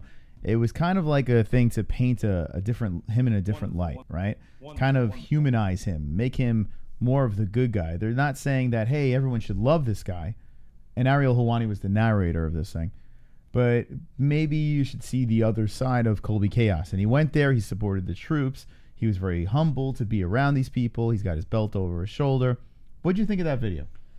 I didn't see it. I don't think I saw it. Did I see it? Yeah, you was sitting next to me. Yeah, but I probably wasn't paying attention. I was probably doing something else. No, you weren't. Oh, okay. Well, yeah, I don't know what you were doing. But anyway, all right, so what did you think in the chat? I was interested by this. Listen, it's clearly a shtick, the Colby Covington thing. I mean, this is all a song and dance. The dude wants, big fights. He likes his WWE persona. He loves his country, but he plays it into his character. And what Colby is doing here, I can't kill him for it. Maybe you don't like the way he goes about his business with how he portrays himself, but he's trying to keep relevant. He's trying to keep his name in the news, and I think he's doing a good job of that. Watching this video was kind of cool. It was really kind of cool, and I would urge you, since you have family in the military, just go back and watch this, and you might think of Colby in a different light. It might change your mind. I mean, you don't have to root for the guy, but you might be like, I kind of get it. I kind of get what he's doing. The man clearly was bullied as a kid, and I think he even mentioned that. He was clearly bullied as a kid, and he has this whole shtick. Now he's got an interim strap, which really he doesn't, but he runs around with it anyway. And he's doing his thing. Now, does he beat Robbie Lawler? I don't think it's as easy as he makes it sound like it's going to be, but I am still leaning in Colby's side. What do you think? I think Lawler's going to win. Former champ Robbie Lawler for the win. All right, let's see what the chat says about Colby Chaos versus Robbie Lawler and what you think about him as a personality and a fighter. Piccolo says it's hilarious. He got the welters riled up. Poultry resurrected Ruthless via knockout. Cybernetic Ghost. Coho will get flatlined. Coho? Young Joy says Colby paid out of his pocket to visit the troops. He's a good guy despite his sometimes cringy shtick.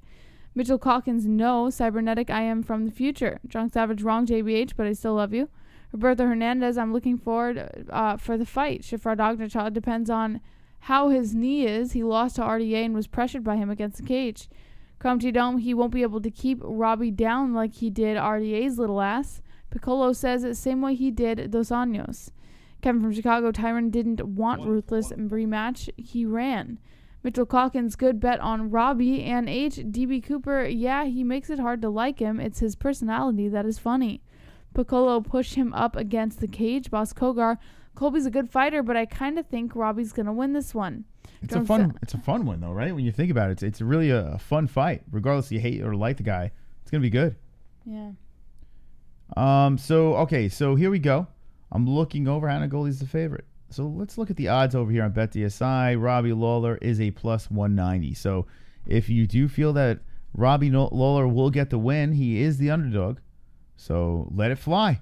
Guida is the underdog against Jim Miller. I think that is right over there. I wouldn't touch that. But these are the betting odds on BetDSI. And if you'd like to place a bet, this is how you do it. Yeah.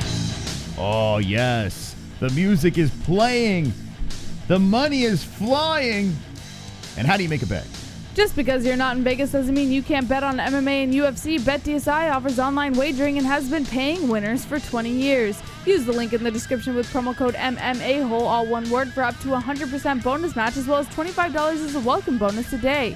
BetDSI also offers betting options for everything, including NFL, NCAA football, NBA, NHL, UFC, and all their major sports, politics, reality TV, esports. Virtually everything. We play there ourselves and recommend BetDSI if you want to add some excitement to fights or any other sports you are watching. Once again, visit BetDSI with the link in the description below using promo code MMA-Hole, all one word, and get this limited time 100% bonus offer as well as $25 as a welcome bonus to make some extra cash on the sports you know and love. It's only a game until you bet it at BetDSI. Yeah, BetDSI is Wonderful. Get your bets in. Now, I see some people in the chat. They're like, wow, I really think Robbie Lawler is going to win this fight. Hey, he's a plus 190. Might as well take a shot, right? Take it. If you really believe he's going to win, you got that hunch, you got that itch, BetDSI is the place to do it. Before the stream, I had some technical difficulties. Put in the CBD oil. Feel wonderful, and thank God. Thanks, sweet baby Jesus, for Timeless CBD. Timeless CBD sees a gap in the industry between quality and affordability. This is a CBD company that strives to make top-notch products at prices people can afford. All of Timeless CBD's products are carefully handmade at their facility. Each and every batch is third-party tested. Visit Timeless CBD with the link in the description and get your hands on only the best CBD products, such as Super Chats. We got a Super Chat. What do we got going on, Shifra? What do you think about the Weasel YouTuber? The Weasel. He's an What's MMA the guy? Weasel? I think he's an MMA guy, if I'm not mistaken. Is he the guy with the whiny voice? I can't fucking remember. I've never even heard of the Weasel. I know there's that one guy that's fantastic. He does like those little short like breakdowns of certain situations. I don't know if the Weasel, I guess he's all right. I don't know. I've never heard of him. I don't know. Yeah, I really don't know. But put his link to his video on the MMA-Holes.com. We'll check him out. Thank you for the donation. Appreciate it. That's a sexy son of a bitch with that donation. Thank you so much. Be a sexy son of a bitch and help him out with a donation. Visit Timeless CBD with the link in the description and get your hands on only the best CBD products, such as full spectrum oils, gummies, pain salves, freezes, BCAAs, and more. Use promo code MMA-Hole, all one word, for up to 20% off of your entire order. We use Timeless CBD and we haven't felt this good in years. We recommend Timeless CBD to anyone seeking treatment for numerous conditions. Once again, visit Timeless CBD with the link in the description below and use promo code MMA-Hole, all one word, for up to 20% off of your entire purchase. Yes. Timeless CBD is wonderful. Get it. I'm telling you. I shit you not. It works. Real bearded men, 15% off. Promo code MMA-Hole. Get that beard looking magnificent. Who is your favorite MMA analyst? Analyst? Yeah, like a podcast or that shit's hysterical, by the way. You see the little emoji things for the super chats over there? An analyst? What is that? Yeah, MMA analyst, like Dan Hardy? Someone not like podcast wise or someone that like a YouTuber that does it. Roberto, thank you for the 2, man. Dropping those new super chat emojis. Like a YouTube wise, like Ariel.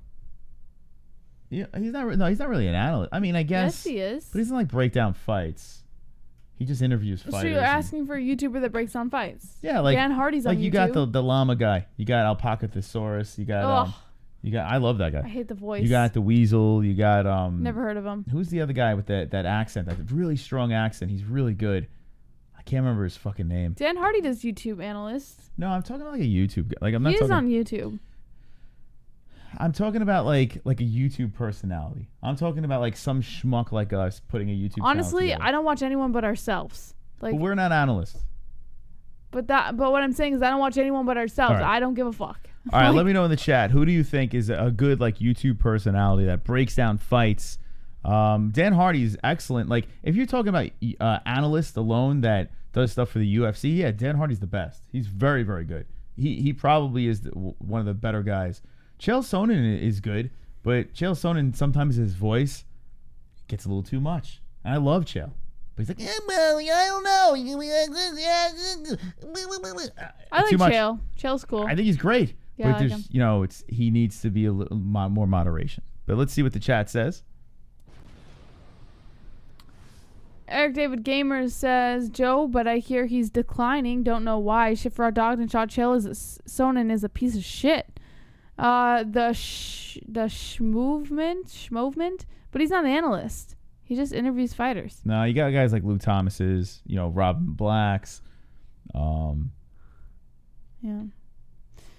Piccolo says Luke Thomas, who's a giant hamster. Luke Thomas analysis Cruz is great, but as a play-by-play guy, God, Cruz sucks ass. LOL. I don't understand that. Yeah, he's not very charismatic. That's one thing about him. He's kind of like he's super dry. I'm not very charismatic. Maybe you're the Dominic Cruz of this show. I'm the female Dominic Cruz. Well, yeah, 1 minute you're zero charisma, and then the next minute you're like, let's party. Like, what if I feel like I can safely do it without being shot down? Like, it's like I have to know my time. It's a timing thing. People may not realize this, but it is. Yeah, it is a timing thing. Like the way these shows run, there's got to be timing. There's got to be a pacing to it. And if we run too long with something, or if we go too far off the MMA topics, sometimes we get stuck in these rabbit holes, and it's fun for a second, but then we go too far into it. So yeah, timing is tough. It's not easy to do on live streaming. But you'll be good, young Jedi. You will get the pacing correctly. I'm already good. I don't need to be good. I'm already good. So. Okay, so there you go. Pat yourself on the back. All right, let's get back into the news over here, and let's talk about gloves. What are we talking about here? According to ESPN.com, Rogan is covering the medical costs for a former champ. An obstacle on the long comeback trail of champion fighter Miriam Nakamoto might have been cleared by an old friend, UFC color commentator and well-known comedian Joe Rogan. Nakamoto announced on social media Sunday that Rogan would pay for stem cell treatment on a lesion she has on her meniscus. Oh, real quick. Hold this story. Someone just dropped something in there. Who is it? Oh, it's Chrome to the Dome. It says Voto Studios' reactions are funny as shit. I think he's horrific. I think he is so horrific. You know who we're talking? Is that the guy? Nah, no idea. Spanish kid? Like I said, you guys can name a million people. I'm not gonna have any idea who you're talking about. It's like Morning Zoo-ish, like I just don't care enough. Like I don't have the patience. Like air horns and shit. He's like, "Oh, Mangley, oh yeah, Mangley, what are you doing?" Like they start yelling like obnoxiously, and no. It's so bad. I don't have the patience. I don't give a fuck. It's terrible. I don't want to watch anybody. I don't care. Like I literally just don't care. Well, that's fine. I don't care either. But that's why I have no idea who these people are that you guys you've seen him in the compilation video that they threw us in. He was one of the guys. But I didn't watch the whole video. No, I didn't watch it either. But I'm saying I've just played clips, and it's super cringy. Yeah, Do you guys know what I'm talking about? That guy's like, "Hey man, oh yeah, oh man," but it's so like over the top, and it's so fake. Like that's the problem I think with reaction streams, and some people eat it up. It's like. Some people love a morning zoo. Like some people like here we have like Z100 in New York, and it is unlistenable. It's like, oh yeah, here we go, yeah, bing bing. It's like all these different sound effects, like yeah, like you want to kill yourself. And there are some YouTubers that are jumping on this with MMA, and it's like, oh, adios mio. It's so bad. It's just not my cup of tea. But everyone has something, right? They all can't be the MMA-Holes. Right? Nobody's the MMA-Holes. No. Not one. Like, Why waste your time with I don't other know. people? Who is Moss talking about? Yeah, go check him out. Votos. I don't even. It's brutal. All right, here we go. Nakamoto announced on social media Sunday that Rogan would pay for stem cell treatment on a lesion she has on her meniscus. Nakamoto must fly to Panama for the procedure, and Rogan will cover travel expenses and treatment, which will cost around $30,000. Nakamoto, a multiple-time Muay Thai and kickboxing champ, tore her right ACL in an Invicta FC women's bantamweight title fight in 2013, losing via injury, and has not competed since. The California native has dealt with a series of setbacks since then, including... Hold on a second. I gotta just address something. I apologize, Jesse. DB Cooper coming in with a cap saying you are being Dana White right now, shitting on the competition. But there is no competition. There is... DB, let's be honest here. No one does what we do. There is zero. Listen, if there's a reason why my head is pretty big, they all suck. There is no competition. It's funny when Jesse brings up like another show or something like that. I'm like, you're not, right? You're not. There's you're no not such thing as competition. There is. We are so in our own bubble that we don't give a fuck about anyone else. And if something pops onto our lap and we see something, we're gonna make fun of them because it's shit. And if it's good, we'll say it's good. Yeah, we'll either, embrace the fact that you're doing well, but we're going to be blatantly honest with you. We're not going to fucking lie to your face. If you're shit, you're fucking shit, man. Like, that's all there is to it. And the reason being is Joe Rogan did a fight companion. We took that recipe, jumbled it up into a live community, reacting with an audience, interacting, doing all that stuff here, the donations and the graphics, and a million people tried to do the same thing. And good for them. I hope they have success. Like, that's fine. But there is no one that's going to be doing what we're doing. And copycats get It's nowhere. impossible. It's an impossibility. So please, anyone saying competition, we laugh. Oh!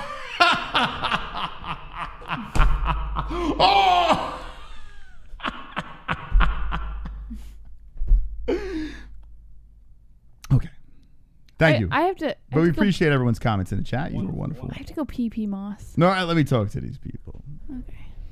Let me talk to the people in the chat. But I do appreciate when people bring up these other shows and we get to talk about it because I do like to see what's out there. It is interesting to see what other people are doing. I love creativity. She laughs at me because like I will watch a lot of YouTube. I'm interested in seeing like if there's a channel that has a bunch of buddies together doing a fight reaction. Sometimes I'll just sit there and watch some random guy with 2 viewers and I just watch. I just like to see, hey, what are they doing? They like to fight. It's awesome to see there's a million fight reactions out there. It's kind of cool. So I have no hate for these people, but saying competition, it's. I'm an MMA hole and you know it, but 80K subs is nothing to sneeze. Subscribers means nothing. It means nothing. That DB, listen, you're a smart guy, but when it comes to YouTube, we've been doing this for over almost 3 years, and we've learned that subscribers mean nothing. So that's why, if you notice, when we started streaming, we were all about subscribers. We have fun with the dragons during Fight Buddies, but it's all about watch time and views. And if anyone's trying to start a YouTube channel, seriously, just concentrate. If you have 2 people watching, that's fine. As long as they're watching the entirety of your videos and hanging out, whether they have it on in the background, it pushes you into the algorithm. Subscribers mean shit. So if someone's like, oh my God, they got 100,000 subscribers. I don't care. Luke Thomas has a bunch of subscribers. I don't. It means nothing. It means absolutely nothing. All I know is that we are going in the upright position when it comes to the views and watch time, and we couldn't be happier. So we thank you for coming back and hanging with us. I'm older. I remember the old Stern days, and you guys sprinkled that on MMA show. Great shit, says Kainoto. That was listen, if you want to say what started the MMA holes, I loved Howard Stern. What DB, what's going on, man? Why are you so fucking salty? Like, well, he's high. Leave him alone. No, I'm just wondering, like, is the weed getting you paranoid, or like, I don't understand. He's high. You're very defensive, Like if he says something, you That's have right. a rebuttal. Listen, CBD. He likes marijuana. It makes you paranoid. CBD. It's all right. We still love him. Roberto Hernandez CBD. with the 420. CBD. CBD. CBD. It helps with healing process and inflammation and stuff like that. So you wanted to get these for before, after the fight training and make your life a better place. God, I love that CBD. I love your show. We love you! We love you, Roberto Hernandez. Look at this. I worked biceps today. I did some buys. Look at this. You gonna show the gains? Moss, can we start measuring my buys? Yeah. Look at them things. Let's start measuring. Do you have a tape measure? I do, but I gotta get the small. I got the small in the garage. The next show I'll bring it. I'll break it out. When I track, JBH got the gains going there. You gotta move Nate Diaz. He was in the way. All right, there you go. JBH got those gains going. So yeah, but we appreciate all the feedback. As much as we horse around and we're all sarcastic with each other, we appreciate all the feedback, good or bad. It doesn't really matter. Luke Thomas is my favorite. This is Mike Gass. Listen, I like to each their own. I like Luke Thomas as a person. I think the guy's a great guy. I really do. Like in real life, the dude's awesome. We've met him multiple times. He knows sweetheart. us. Yeah. Super nice. Like he's a fucking giant teddy bear, Luke Thomas. Great guy. I love that he hustles. He was a part of building Bloody Elbow. The guy's done a lot with his career, and he's still going. He's working for Showtime now. Good for him. You know what's cool about him is after we had him on the show, like for a few minutes after, he took the time to actually just talk to us, which was really cool. Yeah, I've spoken to him many times off air, but that time was the first time he would never go on the show. And you want to know why he wouldn't go on the show? Trolls. Yeah. He does not want to deal with a live chat. That's why he had pre-recorded video calls and stuff like that. But now he is. Look at him. What? Now he is dealing with a live chat. Donations. Well, he's still dealing with the trolls. That's the thing. You don't read it. He does not read the live chat. If he does a personal stream, it's just donations. And listen, people dump money in his So he ignores his viewers just that's a little fucked up. This over here, you guys over here will never be read by Luke Thomas. He made this very clear to me. He does not want to read it because he does not want to deal with the trolls. This is literally words that came out of the hot dog bottom lip's mouth. And I asked him, I'm like, why? It doesn't make any sense. But listen, he's a successful guy. He's doing what he has to do. He has a family, and good for him. He's doing good stuff. Luke takes live calls on his show. I call all the time, says Kevin from Chicago. What, on Showtime? Does he take it on Showtime? Or are you talking about the... it's Sirius. Yeah, Sirius XM. He's got a radio show over there and takes the calls. I mean, we had clips of people sending us audio of him calling in and him hanging up and getting triggered. He doesn't like it. Who? And those calls are mostly screened, too. Who? Luke Thomas on his Sirius show. Oh. His Sirius show might be the best one. We don't get a chance to hear it because we have Sirius in the car, and I'm not always in the car. But his Sirius show might be the best one because there's no real filter. Like he can just go on his thing and bullshit about, he can curse, he can say whatever the fuck's on his mind. The one thing I got to say about Luke, and we're going to move on from Luke. I don't know why we're sucking him up. We're just spending so much time on Luke Thomas. But the one thing I got to say about him is he's trying to segue into his own thing. Yeah, I like that he's branching off and becoming independent. That's he's still working for other corporations. He's got a family, so he needs some cash. So I get it. But I think eventually he wants to be his own entity. You know what it is? It's the only way to succeed in a business like this anymore is to be your own entity. You know why? There's no working for companies anymore. You work for a company, you're destined to fail. Well, you're not destined to fail. You're Almost just destined to be a bitch. If you're in entertainment, you're destined to be a bitch. Now, if you're in real life, you're not. You got to work for people. But if you work for yourself, it opens up so many doors. And I think people are starting to realize that. And that's why... Within entertainment. That's why we're starting to see more independent creators, especially on platforms like YouTube. Yeah. Entertainment, I feel if you have the opportunity... Go for it. Take the risk, take the gamble. If you have a dream, follow it, chase it, and go for it. If you're working in the regular world, you have to work for people. It sucks. I like I said, 16 years I was with a company. I wanted to fucking blow my brains out, but I wouldn't be here if I didn't have that opportunity. Do you know who I like watching who went for it? And this is the last thing I'll say. Who I like watching that went for it was Kent. Because he's kind of like a fuck off. Like he doesn't care if he succeeds or not. He's just doing it for fun. Who? Kenshiro. Oh, okay. He just does it for fun, right? And he's just there to he'll troll anybody. Nobody's off limits. He's even trolled us before, but it's just kind of a everyone fends for themselves thing. But he makes it funny, and I like that. There's something I like about don't that. give a fuck. Yeah. He marches to his own beat. He's watchable. He'll play a video game, talk about MMA, and he's just content. He's cool. He doesn't give a fuck. I mean, you only live once. Yeah. All right. So let's move on back into the UFC. We got a little sidetrack, but that's okay. It's wonderful. We're going to talk about this one. We're also going to get into the Patreon. How many stories do we have left? Quite a few, but... I fell off my shopping cart. Oh, my God. Never hurt so much. My muscular ass is sore. Life on autopilot. Like a manly roar. I fell off my shopping cart. It really fucking hurts so much. My muscular ass is sore. I like to beat up girls with ease. With ease. Ouch. Ouch. Ouch. Ouch. Life on autopilot. Magnificent. If Luke Thomas ever looked at his live chat, he would realize his mic is muted a lot sooner than later. It's so true, right? I like when Luke Thomas freaks out about, any technical difficulties. Live streaming sucks if you're responsible for everything. But get over it. Enough of this. Get over it. Let's move on. I don't want to talk about it anymore. It's making me anxious. So, Life on Autopilot, thank you very much. Michael Anzalone, the first person to drop in the t-shirt donation with that link in the description. Thank you to everyone that donated tonight. And this is why we get to do this. You guys. So, we really appreciate it. Back into the news. Horseface. Back into the news. According to MMA Fighting, Mackenzie Dern expected to return against Amanda Ribas this fall. Top strawweight prospect Mackenzie Dern is expected to make her return to action against Amanda Ribas at the upcoming UFC Fight Night card on October 12th. Multiple sources close to the contest confirmed the news to MMA Fighting on Monday following an initial report from ESPN. As of now, the UFC has not announced a venue for the October 12th card. The fight will serve as Dern's first action since May 2018 when she submitted Amanda Cooper to move her UFC record to 2-0.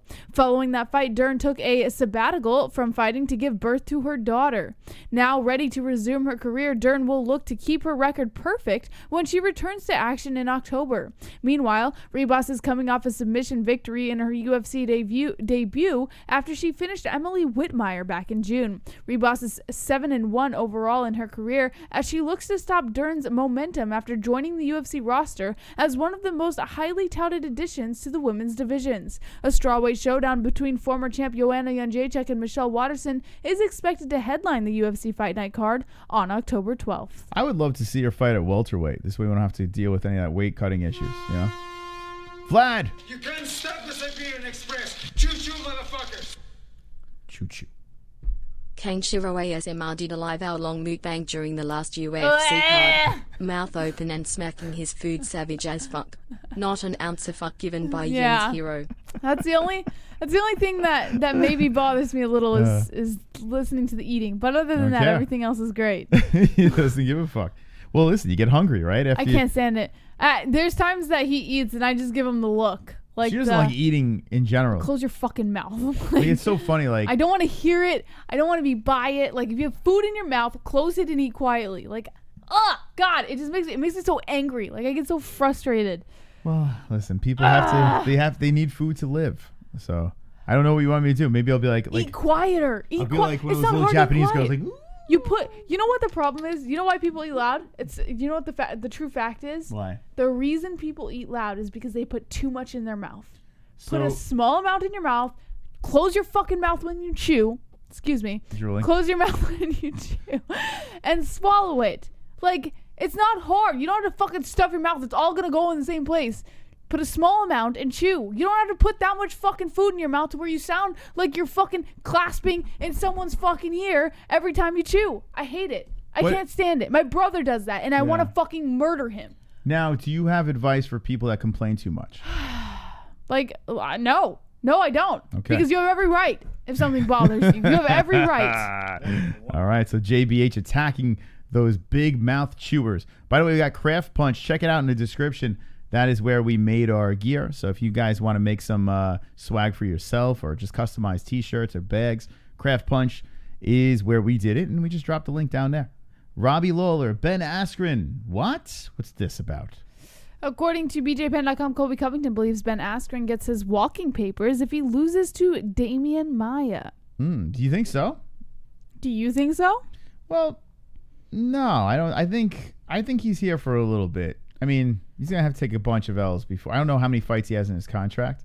Well, let's what's see. the deal? Colby Covington and Ben Askren do not like each other, to say the least. They trade shots at one another in interviews, and Chaos believes Funky will be released if he loses his next fight. Ben Askren is coming off of a knockout loss to Jorge Masvidal at UFC 239 in 5 seconds. He is now rumored to fight Damian Maia after his medical suspension is up, which Covington believes is a fight Funky loses.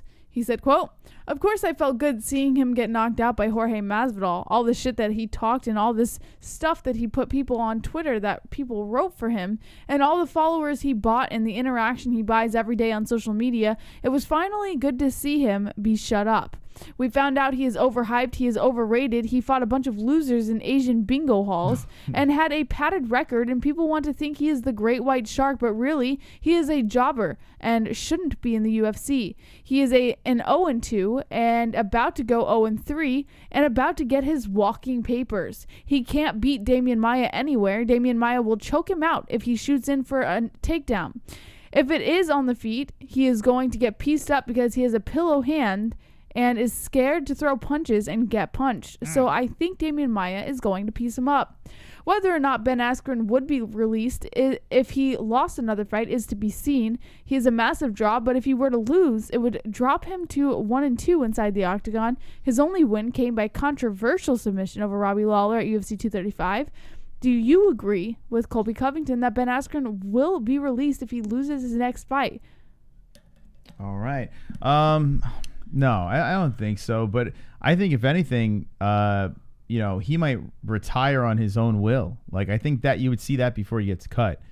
Then if he takes a huge skid, then maybe the UFC would let him go. But I think he's good for business. I think his boom roasting bullshit and his shticks outside of the cage are super chat. titillating. Niall Flanagan. Was Buffer the mole? Did he have anything to do with your recent strikes? I hope not. Hope not. You better send that shirt back. Bruce Buffer.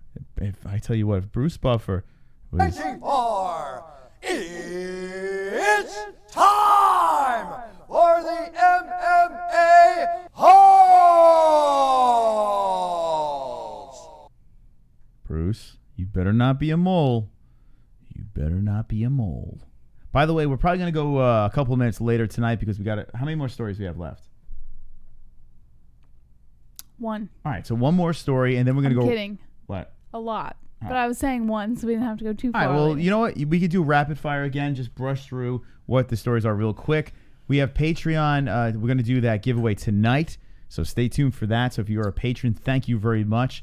And one person wins the mega package, BetDSI, Bluetooth speaker, timeless CBD, a vape pen, Real Bearded Men products, and a wonderful, wonderful T-shirt from the MMA-Holes. All right, let's do a rapid fire, and it's because the people are donating tonight. You guys are helping us out. Let's stay on a little longer. Let's party, friends. Wonderful. Let's party. Party. Oh, hold on. Did we beat the shit out of the ceiling twice or once? Twice. We did do it twice. Yeah. All right, 150. We'll do it again. Okay. I thought I might have missed one. Super chat. We got Jeremiah 79. Haven't given in a bit. You're welcome. Mad love. Yeah, Jeremiah with the mad love. Wonderful, wonderful. Wonderful, wonderful. All right. If you missed the interview with Alex Brown, he is fighting at Triton Fights number 14. It's this Friday. We will be broadcasting live from there, the play-by-play. Could you imagine, Jesse? It's going to be a beautiful thing. I can't even believe it. Triton Fights are going to be graced with the MMA-Holes voices. And they're showing it here. Yes. That's pumped up right there. All right. I'm saving my excitement, because if I let it all go now, then I won't have any left to share on the night of Triton Fights. Oh, is that what you're doing? Yeah. All right. So Macy Barber, let's get through the stories real quick, and then we'll run to our Patreon. Well, this one really isn't a story, so just look out for this. Macy Barber versus Jillian Robertson has been targeted for UFC on ESPN 6. MMA Junkie confirmed an initial report from ESPN through a source with a knowledge of the situation. Barber's 7-0 in MMA and 2-0 in the UFC. 7-3 in MMA for Robertson, 4-1 in the UFC. Robertson's fresh off an impressive victory over Sarah Frota at UFC 240, which we just watched. So make sure you guys keep an eye out for that. UFC on ESPN 6. Yeah. Wonderful. All right, Macy's all right. Chris Cyborg blasts Joe Rogan saying he's not a man, according to MMAnews.com. She said, of course he has to apologize. I think he has family. He has kids. I don't know if he has a heart, but I think one thing he's doing is not just touching me because he doesn't like me. Wait, what? Yes. He's touching her? He's This is touching number one bullshit. He's touching the people around me. He's touching my family. It's not right. Public, it's easy to say. In private, like Joe Rogan did when there were no cameras. No, you want to talk about me, how I have a dick. You have to talk in public. You're not a man to me. You're not a man.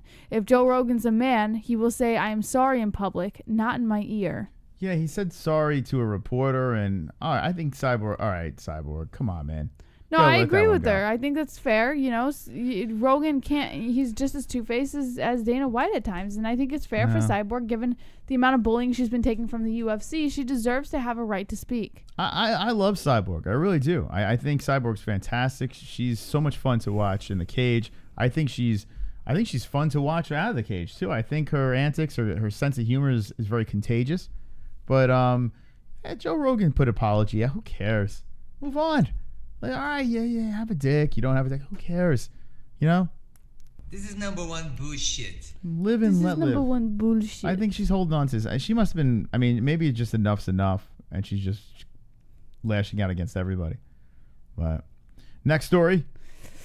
According to MMA Fighting, the question is, should Frankie Edgar finally fight at bantamweight? Coach Ricardo Almeida weighs in. He says, we've been talking about this for a while, telling him to move down to 135 pounds, but he never really wanted it. He was never really interested. What Frankie wants is to be the best in the world. Frankie wants to win the second belt, and if he sees a path to get to that belt in the weight class, I'm sure he would really consider it, and I think he'd probably have the path. It doesn't make sense for him to go down just for a fight, but if it's for a title run and become champ again, I think everyone wants to see that. It would be incredible to see him fighting Henry Cejudo, TJ Dillashaw, Dominic Cruz, all those beasts in the weight class, except for Marlon Moraes.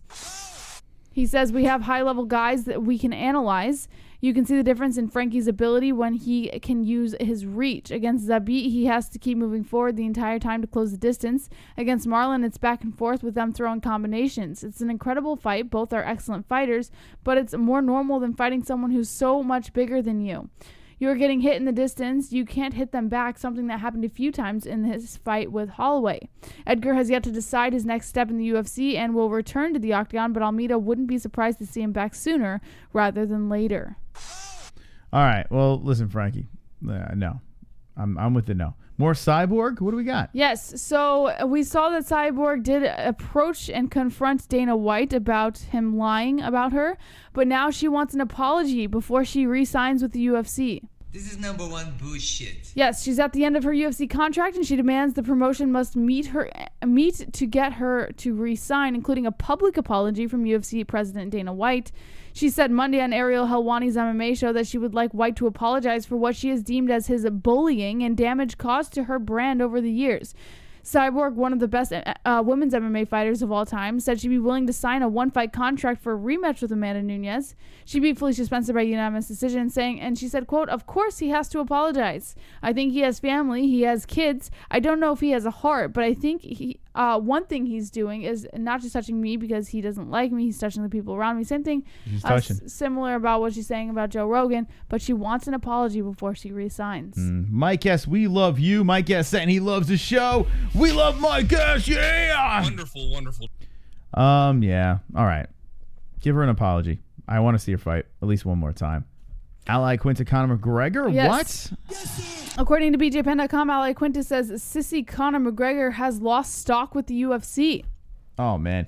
I got to say this. Like, I like Raging Al a lot, but this whole everyone like begging Conor for attention thing it's kind of sucks. Like Masvidal did it in a way that was kind of cool, but is it getting old that everyone's just calling out Conor? Like, I don't know. Is it kind of getting? It's an easy grab, you know. All right, let's see what he says.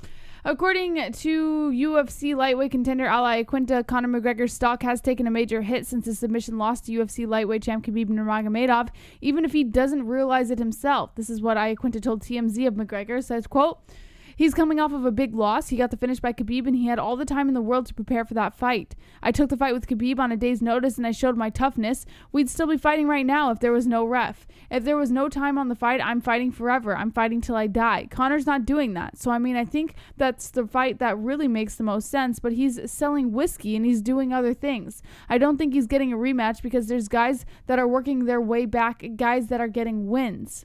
His stock's not as high as he thinks it is. He got finished in the last fight. As far as everyone's concerned, he's dead. The ref had to pull the guy off of him. He looked like a sissy tapping out like that. But you lost to him too. Like, I understand you came in on short notice. I love Al. I really do. Raging Al's awesome. But he lost to him too. But he put on a tougher fight is what he's saying. He didn't tap like Conor did. Here's the thing. This is how you look at it. When you look at the stats, an L is an L. You don't look at if they missed weight, if a fighter had 10 pounds on you, how they lost. It's not about cares. the weight. It's the fact that Ally Quinta toughed it through the entire fight with Khabib, and Conor tapped almost immediately. But what I'm saying is down the road, right, it's going to come down to wins and losses, right? So it's kind of like if you beat Khabib, I would say, oh, yeah, fucking really go at him. Moss, are you defending Conor again? Yeah, here's the thing. First of all, we don't give a shit about Conor right now. Until we find out who he's fighting, I'm boycotting Conor McGregor. I'm boycotting you, Conor. I love you. You're a great guy. Best 145 ever. I don't care what anyone says. I don't care about defending titles. I'm boycotting, though. I have had enough. You know, I listen, enough's enough. I know he tapped to Khabib. Where? Who cares? Khabib's undefeated, and Conor McGregor has a broken fucking hand. We don't even know who he's fighting. Everyone is begging him to fight them and talking shit, begging. They look like it's a bunch of yentas begging to fight Conor. Fight someone that's active right now. What's going on? The guy's rolling around in money. Right? I mean, enough's enough. Let the guy do what the fuck he's doing. Whatever. Masvidal hit the nail on the fucking head. He hit it on the head. He says, yes, I would like to fight him, but if he doesn't fight, good for him. Masvidal, if you missed the Masvidal TMZ video, check that shit out, man. Masvidal did it like a fucking boss. That's what they should do. No, Al, no more. I'm going to pussy fart that, Jesse. Okay. Let's go to the next story. According to MMA Junkie, Johnny Walker versus Corey Anderson is booked for MSG accepts the call out for MSG UFC 244. Corey Anderson has been putting in overtime. After swinging and apparently missing with UFC light heavyweight champ Jon Jones, it looks like he may have found a dance partner. Anderson switched targets and turned his attention to Brazilian wildman and self-injuring breakdance champ of the UFC, Johnny Walker, who is looking to get back into the cage after healing up the shoulder injury he sustained while doing the worm after his last win. Anderson hopped onto Twitter on Monday night and threw out a challenge to Walker for UFC 244 in New York, in the process hinting that he may have been guided down the route of facing the Brazilian. His tweet was as, quote, wanted to dethrone the king. They want me to derail a train. Hashtag Johnny Walker thinks he's ready for the big leagues. Time to roll out the red carpet. You want the sauce? Meet me in the land of opportunity. NYC MSG November 2nd. I like this. I got to say this, though. Johnny Walker, he's got his hands full. Well, Johnny Walker responded saying, let's dance together and have a little fun. Light heavyweight needs a new king. And then he also posted on Instagram a picture of himself in a gym with the quote, keep the eyes open. There's a fight coming soon. Yeah, I like Johnny Walker. He's fun. He's a fun guy. He's got this happy-go-lucky personality. He's been knocking people's heads off. I'm in. Corey Anderson is no layup, though. He's really no layup. And this is a good step. This is a nice leap up in the ranking. So good for Johnny Walker. And I can't wait for this fight. And let's do this. All right. Let's get it popping. What do we got here? Khabib. According to MMAnews.com, Khabib admits to a distraction ahead of UFC 242. At UFC 242, Khabib Nurmagomedov will defend his lightweight championship against Dustin Poirier, and thus far both combatants have shown one another nothing but respect ahead of the clash. This is a far cry from Khabib's last fight against Conor McGregor at UFC 229, which was arguably the most volatile build-up to a fight in the history of the promotion. Khabib had a lot of motivation to punish McGregor for his words ahead of their title fight last October, but his motivation remains unchanged against a respectful opponent like Dustin Poirier. Khabib may not be fazed by pre-fight rhetoric one way or another, but there is something that he admits will serve as a distraction before he enters the octagon against Dustin Poirier in Abu Dhabi. He said, quote, Yes, there will be some distraction. When your friends and close ones are fighting, it does distract you. But I hope they'll give me some positive energy before the fight, because when your close friends are losing, of course it upsets you. The main thing for them is to motivate me for my victory. We're hoping only for victory. And our team or any other fighters who enter the octagon, no one wants to lose. So I hope we're all going to win. Another fight that's going to be on at a weird time. I mean, it is in Abu Dhabi. And if you're just jumping in, Colby Covington will be fighting at 3 p.m. Eastern time. The main card, I should say, starts at 3 p.m. The prelims, 12 p.m. So everyone remember that this weekend you're going to be, it's going to be a lot earlier. We'll be live a lot earlier for that. I'm not sure why it's in Jersey, but it's on ESPN, and who knows? Maybe it's a scheduling thing. Abu Dhabi, Khabib. What am I doing here? Abu Dhabi, Khabib versus Poirier. Oh, I'm hitting all the wrong buttons. Is going to be another early one. So UFC's got some odd times. That's the one thing with the UFC, the ESPN deal. Another thing I guess you can complain about is you just don't know. They're all over the place. They're an hour later, hour earlier, 3 hours earlier, morning time, afternoon, night, early. Like, what's going on? Like, why can't we get a schedule here? Like, why can't we say, hey, fight night, we're going to see it at this time. You know, pay-per-view, we're going to see it at this time. It's all over the place. You know, it really is all over the place. I can understand it. You're in Abu Dhabi. I get it. But Jersey? Like, why is Jersey the time any different? Or maybe what they're trying to do is have the early fights in Jersey so people in other countries can kind of see it a little easier. Maybe that's what they're doing, testing that out. Maybe that's the plan. I have no idea. Actually, that's the only thing that makes sense. I'm kind of digging rapid fire news. What do you think of it, Jesse? According to MMA Fighting, ABC passes a rule alteration to the definition of a grounded fighter. The unified rules of MMA could be one step closer to actually being unified. On Tuesday, the annual conference for the Association of Boxing Commissions in Combative Sports in Scottsdale, Arizona, the committee unanimously passed an alteration of its rule on the definition of a grounded fighter, according to a report by ESPN that was later confirmed by ABC. Under the new language, a fighter is considered grounded if they have anything more than just the soles of their feet on the mat. Wait, okay, hold on. Let's go slow through this. Wait, so... Under the new language, a fighter is considered grounded if they have anything more than just the soles of their feet on the mat. It could be a knee. So if they have a finger, a palm, an elbow, anything more than the soles of their feet. Okay. All right. Thus, a fighter who has a fist or palm on the ground will be considered grounded and cannot be attacked with kicks or knees to the head. Should only a fighter's fingers be touching the mat, they will not be considered grounded. So if their fists are on the mat like this, or if their palms are on the mat flat, they are considered grounded. But if their fingers are down on the mat, they are not considered grounded. Uh-huh. Yes. Okay, I like that. Now, like, what defines a palm down to the mat? Like, if it's lifted up a little bit. This part of their hand has to be on the mat. So that has to be down. If this part of the hand is not touching the mat, if it's just their fingers, they are not grounded. Okay, I'm down with that. All right, but if it's a fist and it's on the mat, that's considered grounded. I'm down. I like it. Okay.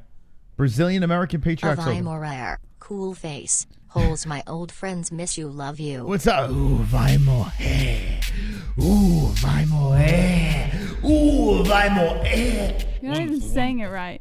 It's ooh, vai morrer. Morrer? Yeah, that's how you say it. Morrer? No. It's morrer. You don't even pronounce the R. Vai morrer. That's morrer. Morrer. No, you're saying like a Spanish. Two R's. This is Portuguese. Roll it. What do you think Portuguese is? No. Portuguese way different. Ooh, vai morrer. Ooh, vai morrer. We should make a shirt of that. Ooh, vai morrer. Anyway, okay. So that's the rule. That's the new grounded rule. Do you like it in the chat? What do you say? I'm cool with that. Right? So a foot down. Wait, hold on. What is it again? It's a 1 foot down. If it's a fist or their palm, yeah, it's grounded. If it's their fingers, they are not grounded. But knee is grounded too, right? Let me tell you. The ABC president told ESPN the vote was passed 42-0 and that he is very confident that all the commissions will agree to this change. Plan is to have all commissions using the same grounded fighter rule by July 2020. With a review of the current commission practices to be held in January 2020, the latest significant overhaul of the rule by the ABC was made in 2016. Nothing in here about the knees, though. Yeah, isn't the knee down grounded? It says fighters should be required to have both palms or fists on the canvas or any other part of the body besides the soles of the feet to be considered grounded. This was implemented to prevent the practice of fighters strategically touching the mat with one fighter to avoid being kicked or kneed in the head. So, yes. So, fighters should be required to have both palms or fists on the canvas or any other part of the body besides the soles of the feet. So if the soles of your feet and your knees are on the ground, you're considered grounded. Or just your knee on the ground and your toes. But the soles of your feet have to be on the ground, and that other part of your body has to be as well. Wait. The only thing that doesn't count is your fingers. Okay. So if you have a knee down, everything else, fist, palm, right. No fingers. Okay. No fingers. And it doesn't have to be two hands. It could be just one hand. I would assume so. They didn't really specify too much on that, but I would assume if so one hand could. Okay, let's get this under control here. Let's get this under control. Leon Edwards should fight Jorge Masvidal. That's all I'm saying. All right. Let's see. How many more stories, Jesse? Because we gotta get to this Patreon thing. None. All right, ladies and gentlemen, boys and girls, the moments we've all been waiting for. Wonderful, wonderful. We told our patrons, we said to, well, let's just put it up over here. I can't look. Oh, yeah, that's right. You can't look. I can't show you. Actually, Jesse, while I'm doing this, if you can do me a favor and look on your computer, I want you to put up the first email of why are you proud to be an MMA hole? Okay. Oh, it's so tiny. Okay. So I made a list. I made it without the name, so it can be fair. Okay. I mean, some people probably gave it away who they are, but here we go. So this is the first submission. So what Jessie is going to do is she is going to read off. Actually, I should put Show them. I should put your face there. No, show them the responses. I did that, Jess. You weren't looking down. And see, it's there, but why should I put your face there? Let me put your face there, Don't too. put my face there. I want your face there.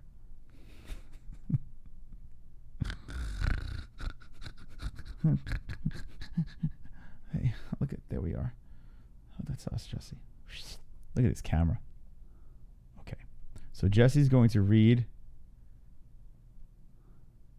I don't know how I'm going to do this, but all right. So this is what I want you to do, Jess. We're going to have you read what the people are saying here. Why is nothing working? There it is. We're going to read. You're going to read what the people are saying. I want you to take notes, okay, as you read this. Now, this is why are you proud to be an MMA hole? The person that Jesse picks, okay, we're going to confirm it on Patreon. And then that person, this is exciting. You get the biggest bundle of all time, timeless CBD. You get BetDSI, a Bluetooth speaker. You get BetDSI pen. You got the Real Bearded Men products, a comb and some wax and oils. And you get the wonderful, wonderful T-shirt. All right, Jesse, you ready? Now, there's no names present, so I don't know who wrote these. No. So it's fair. Fair. Okay, the first one says, I'm proud to be an MMA hole. The community as a whole feels like a family, especially with the OGs. Super supportive, and for someone who deals with depression, it's a great escape from my mental warfare. Freedom of speech is important, and as cringy people get, there's no silencing of people's idiotic of opinions. Then to top it off, we have the best leaders/hosts in the game. Dream team of MMA news and entertainment. MMA holes for life. Ooh, I like that one. That's good. Now, what I think you should do is rate it 1 to 10. So, and then write it down. That's not fair, because what if I can't rate it if I don't have other things to rate it. Well, you can go back in I there. like this a lot. I would give this one. Hold on. Here we go. I'll give this one a 10 to start. All right, so I'm going to write it down. So you're going to give it a 10. Jesus Christ. Well, I don't have anything to compare it off of. Well, I mean, it's not fair to rate the first one. I don't have anything to compare it off of. So that is the bar. So what if someone beats that? What do they get, 11? Yes. You should. So what, should I give it like a 7? Yeah, so you got to give it room to play with. All right, so I'll give it a 7, and then what the fuck? If you can always go up or beats higher. it. Yeah. All right, so do a 7 then. Jesus. Although All I right. think it's a 10. Okay. All right. Jesse's super nice. All right, so 1 gets a 7, which I think is a high rating. All right. I am proud to be part of the MMA-Holes because it is a place to go and find other MMA fans, somewhere to talk a little trash and a lot of truth.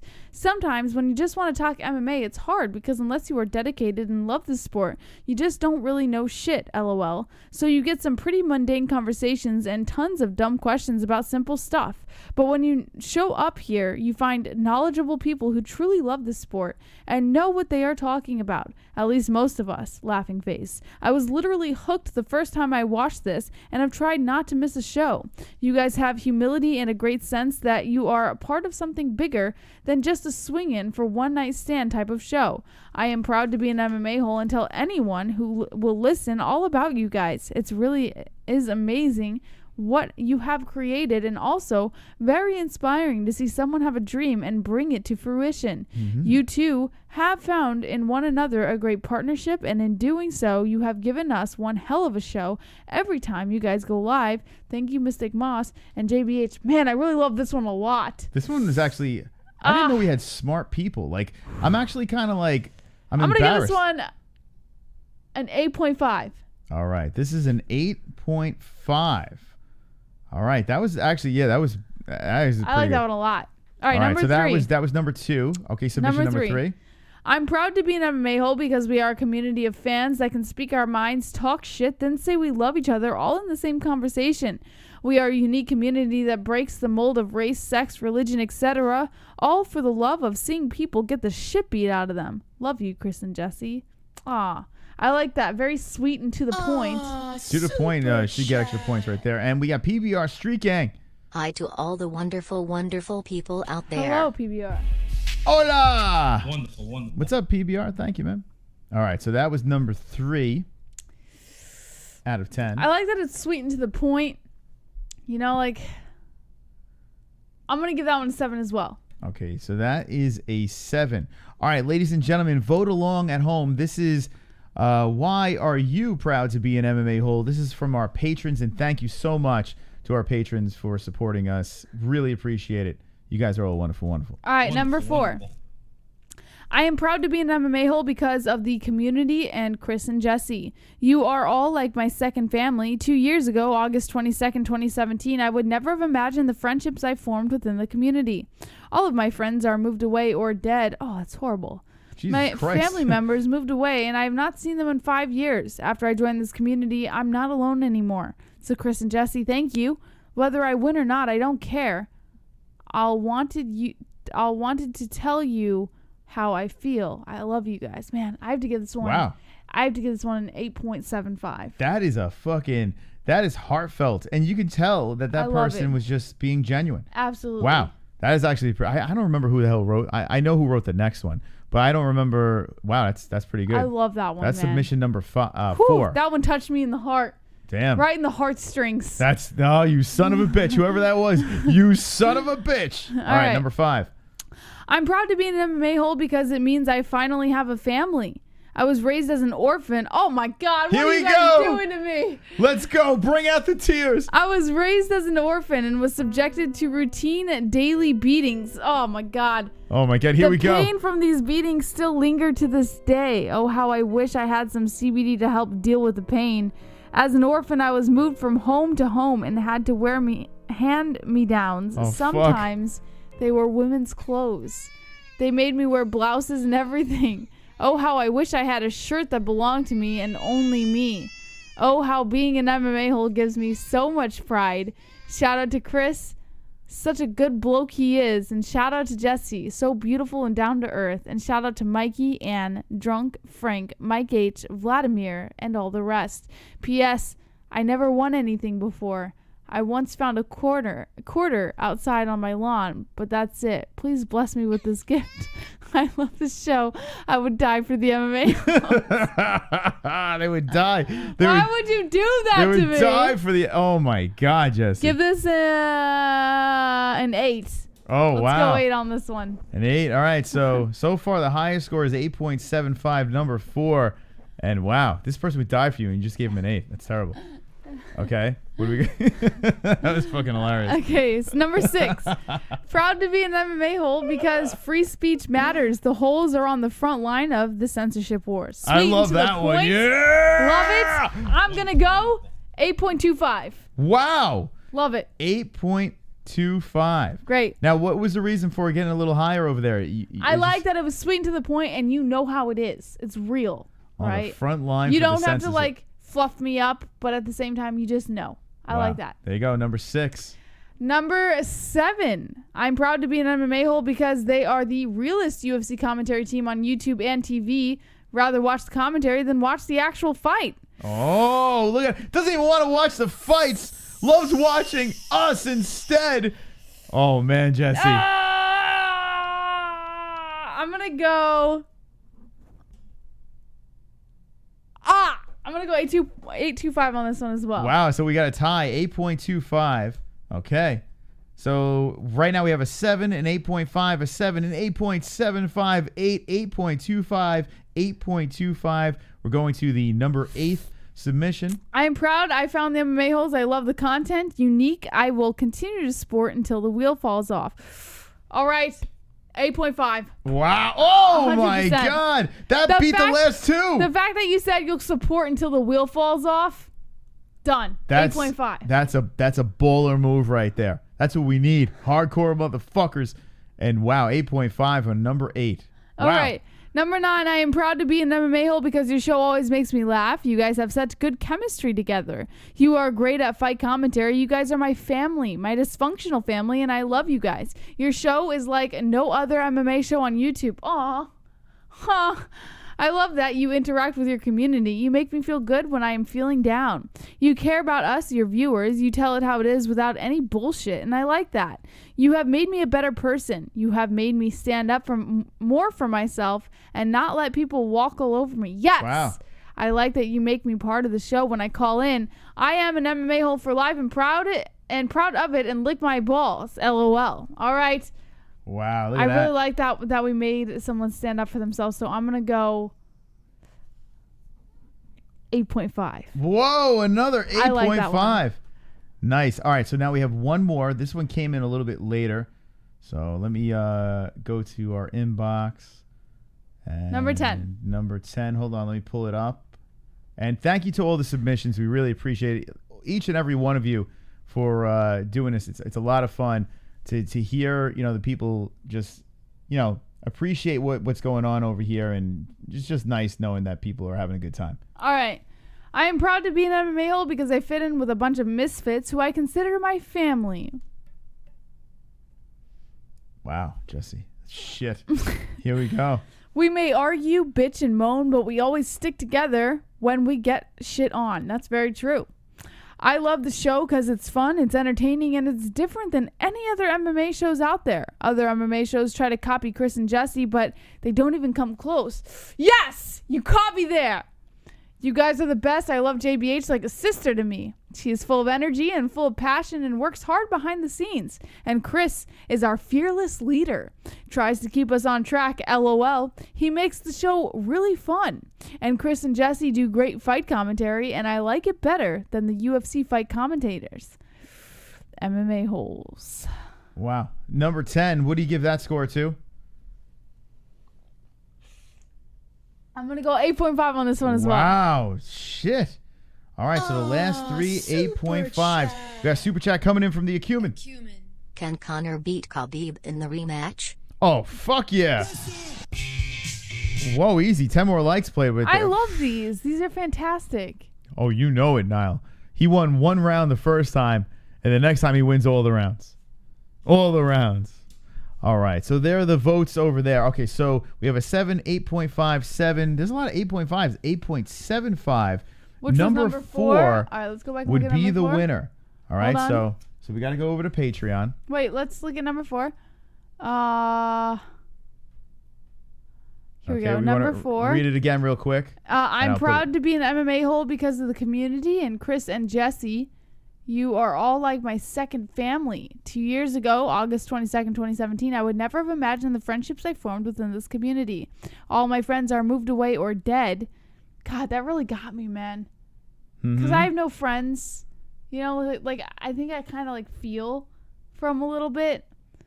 My family members moved away, and I've not seen them in 5 years. I don't even live near my family, so I feel you there, man. After I joined this community, I'm not alone anymore. So Chris and Jesse, thank you. Whether I win or not, I don't care. I wanted you to know how I feel. I love you guys. I think the fact that they don't care whether or not they win makes it so much more like appreciative. Like, it was really nice. Very heartfelt. Okay. I love it. Let me know in the chat, who do you think that person was, and I will show you who the winner. No, you don't look. Don't look. I want to see. I don't want you, because you are the type that blurts out the answer. Like, you're Miss Blurts a lot. Let me know in the chat who that was. Take your pick. It's a patron of the show. Let me know who that was, and they are going to get the bundle package over there. Let me know in the chat what you think. Who is it? All right, Jesse, who are they saying? Still laughing my ass off. This is Jeremiah. I don't know, man. They were all heartfelt. They were. Every single one of them were great. Roberto Hernandez says, Michael, Stanley Moon, your second family hates you. Post Resurrected says, #1 bullshit. This shit was rigged like those Florida ballots in the 2000 presidential election.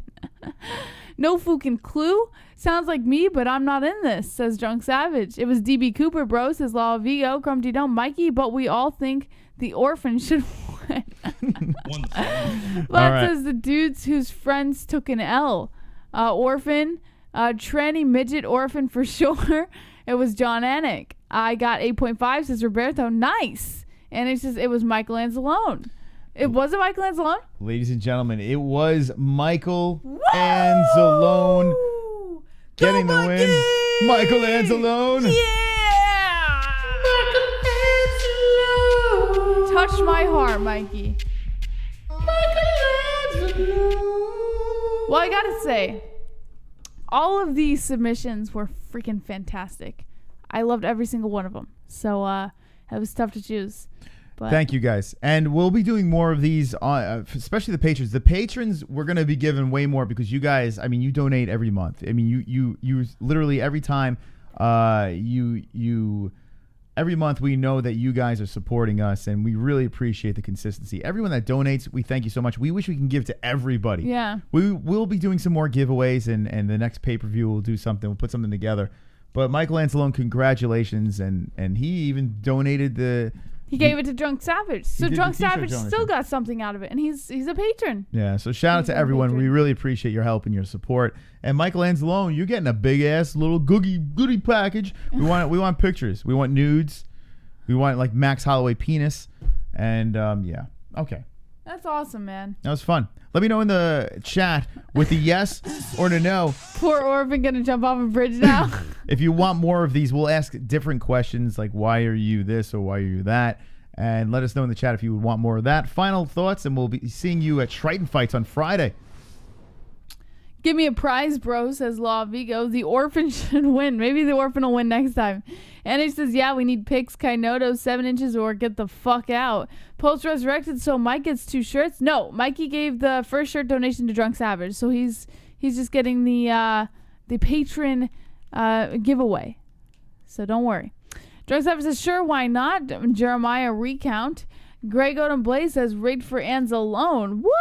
And he says, well, I got an 8.5 at least. You guys all did fantastic. I love it. It was a close race. I love every single one of them. It was literally 0.25 was the difference. So Michael Anzalone just barely beat out a bunch of people had 8.5s. A lot. And Roberto Hernandez is until the wheels fall off. He almost won. I know. I love that. I'll be until the wheels fall off. That was the best. Well, thank you so much for joining us. If you missed the interview, Alex Brown was on. He's fighting on Triton Fights this Friday. And yes, we will be showing the fight. We'll be doing our commentary for the fights exclusively on the MMA-Holes this Friday. Can I see who the orphan was real quick? The orphan? Oh, well. Hold on. It's right there. Oh. Oh my God. I never would have guessed that. You know who I thought it was? Who? Greg Odom Blaze. Really? Yeah, I never would have guessed it was this. Can I say who it is? Yeah, it's Pulse. It's Pulse. Pulse was the orphan. I thought it was Greg Odom Blaze. I thought he was going to pull it off. I really did. That was such a good one. I love the orphan one. I even put the caps locks. I actually tried to help him out a little bit there. I put the caps. Did you see? The orphan one was the best. I would die for the MMA-Holes. I made sure I made it. So I tried both. I love the orphan one. That was so funny. All right. Well, hopefully you found a nice home. I thought it was Greg. I thought that was Greg. It sounds like something Greg on Blaze would have said. Yeah. Well, here's the deal. If you are new to this, listen, we give back as much as we possibly can.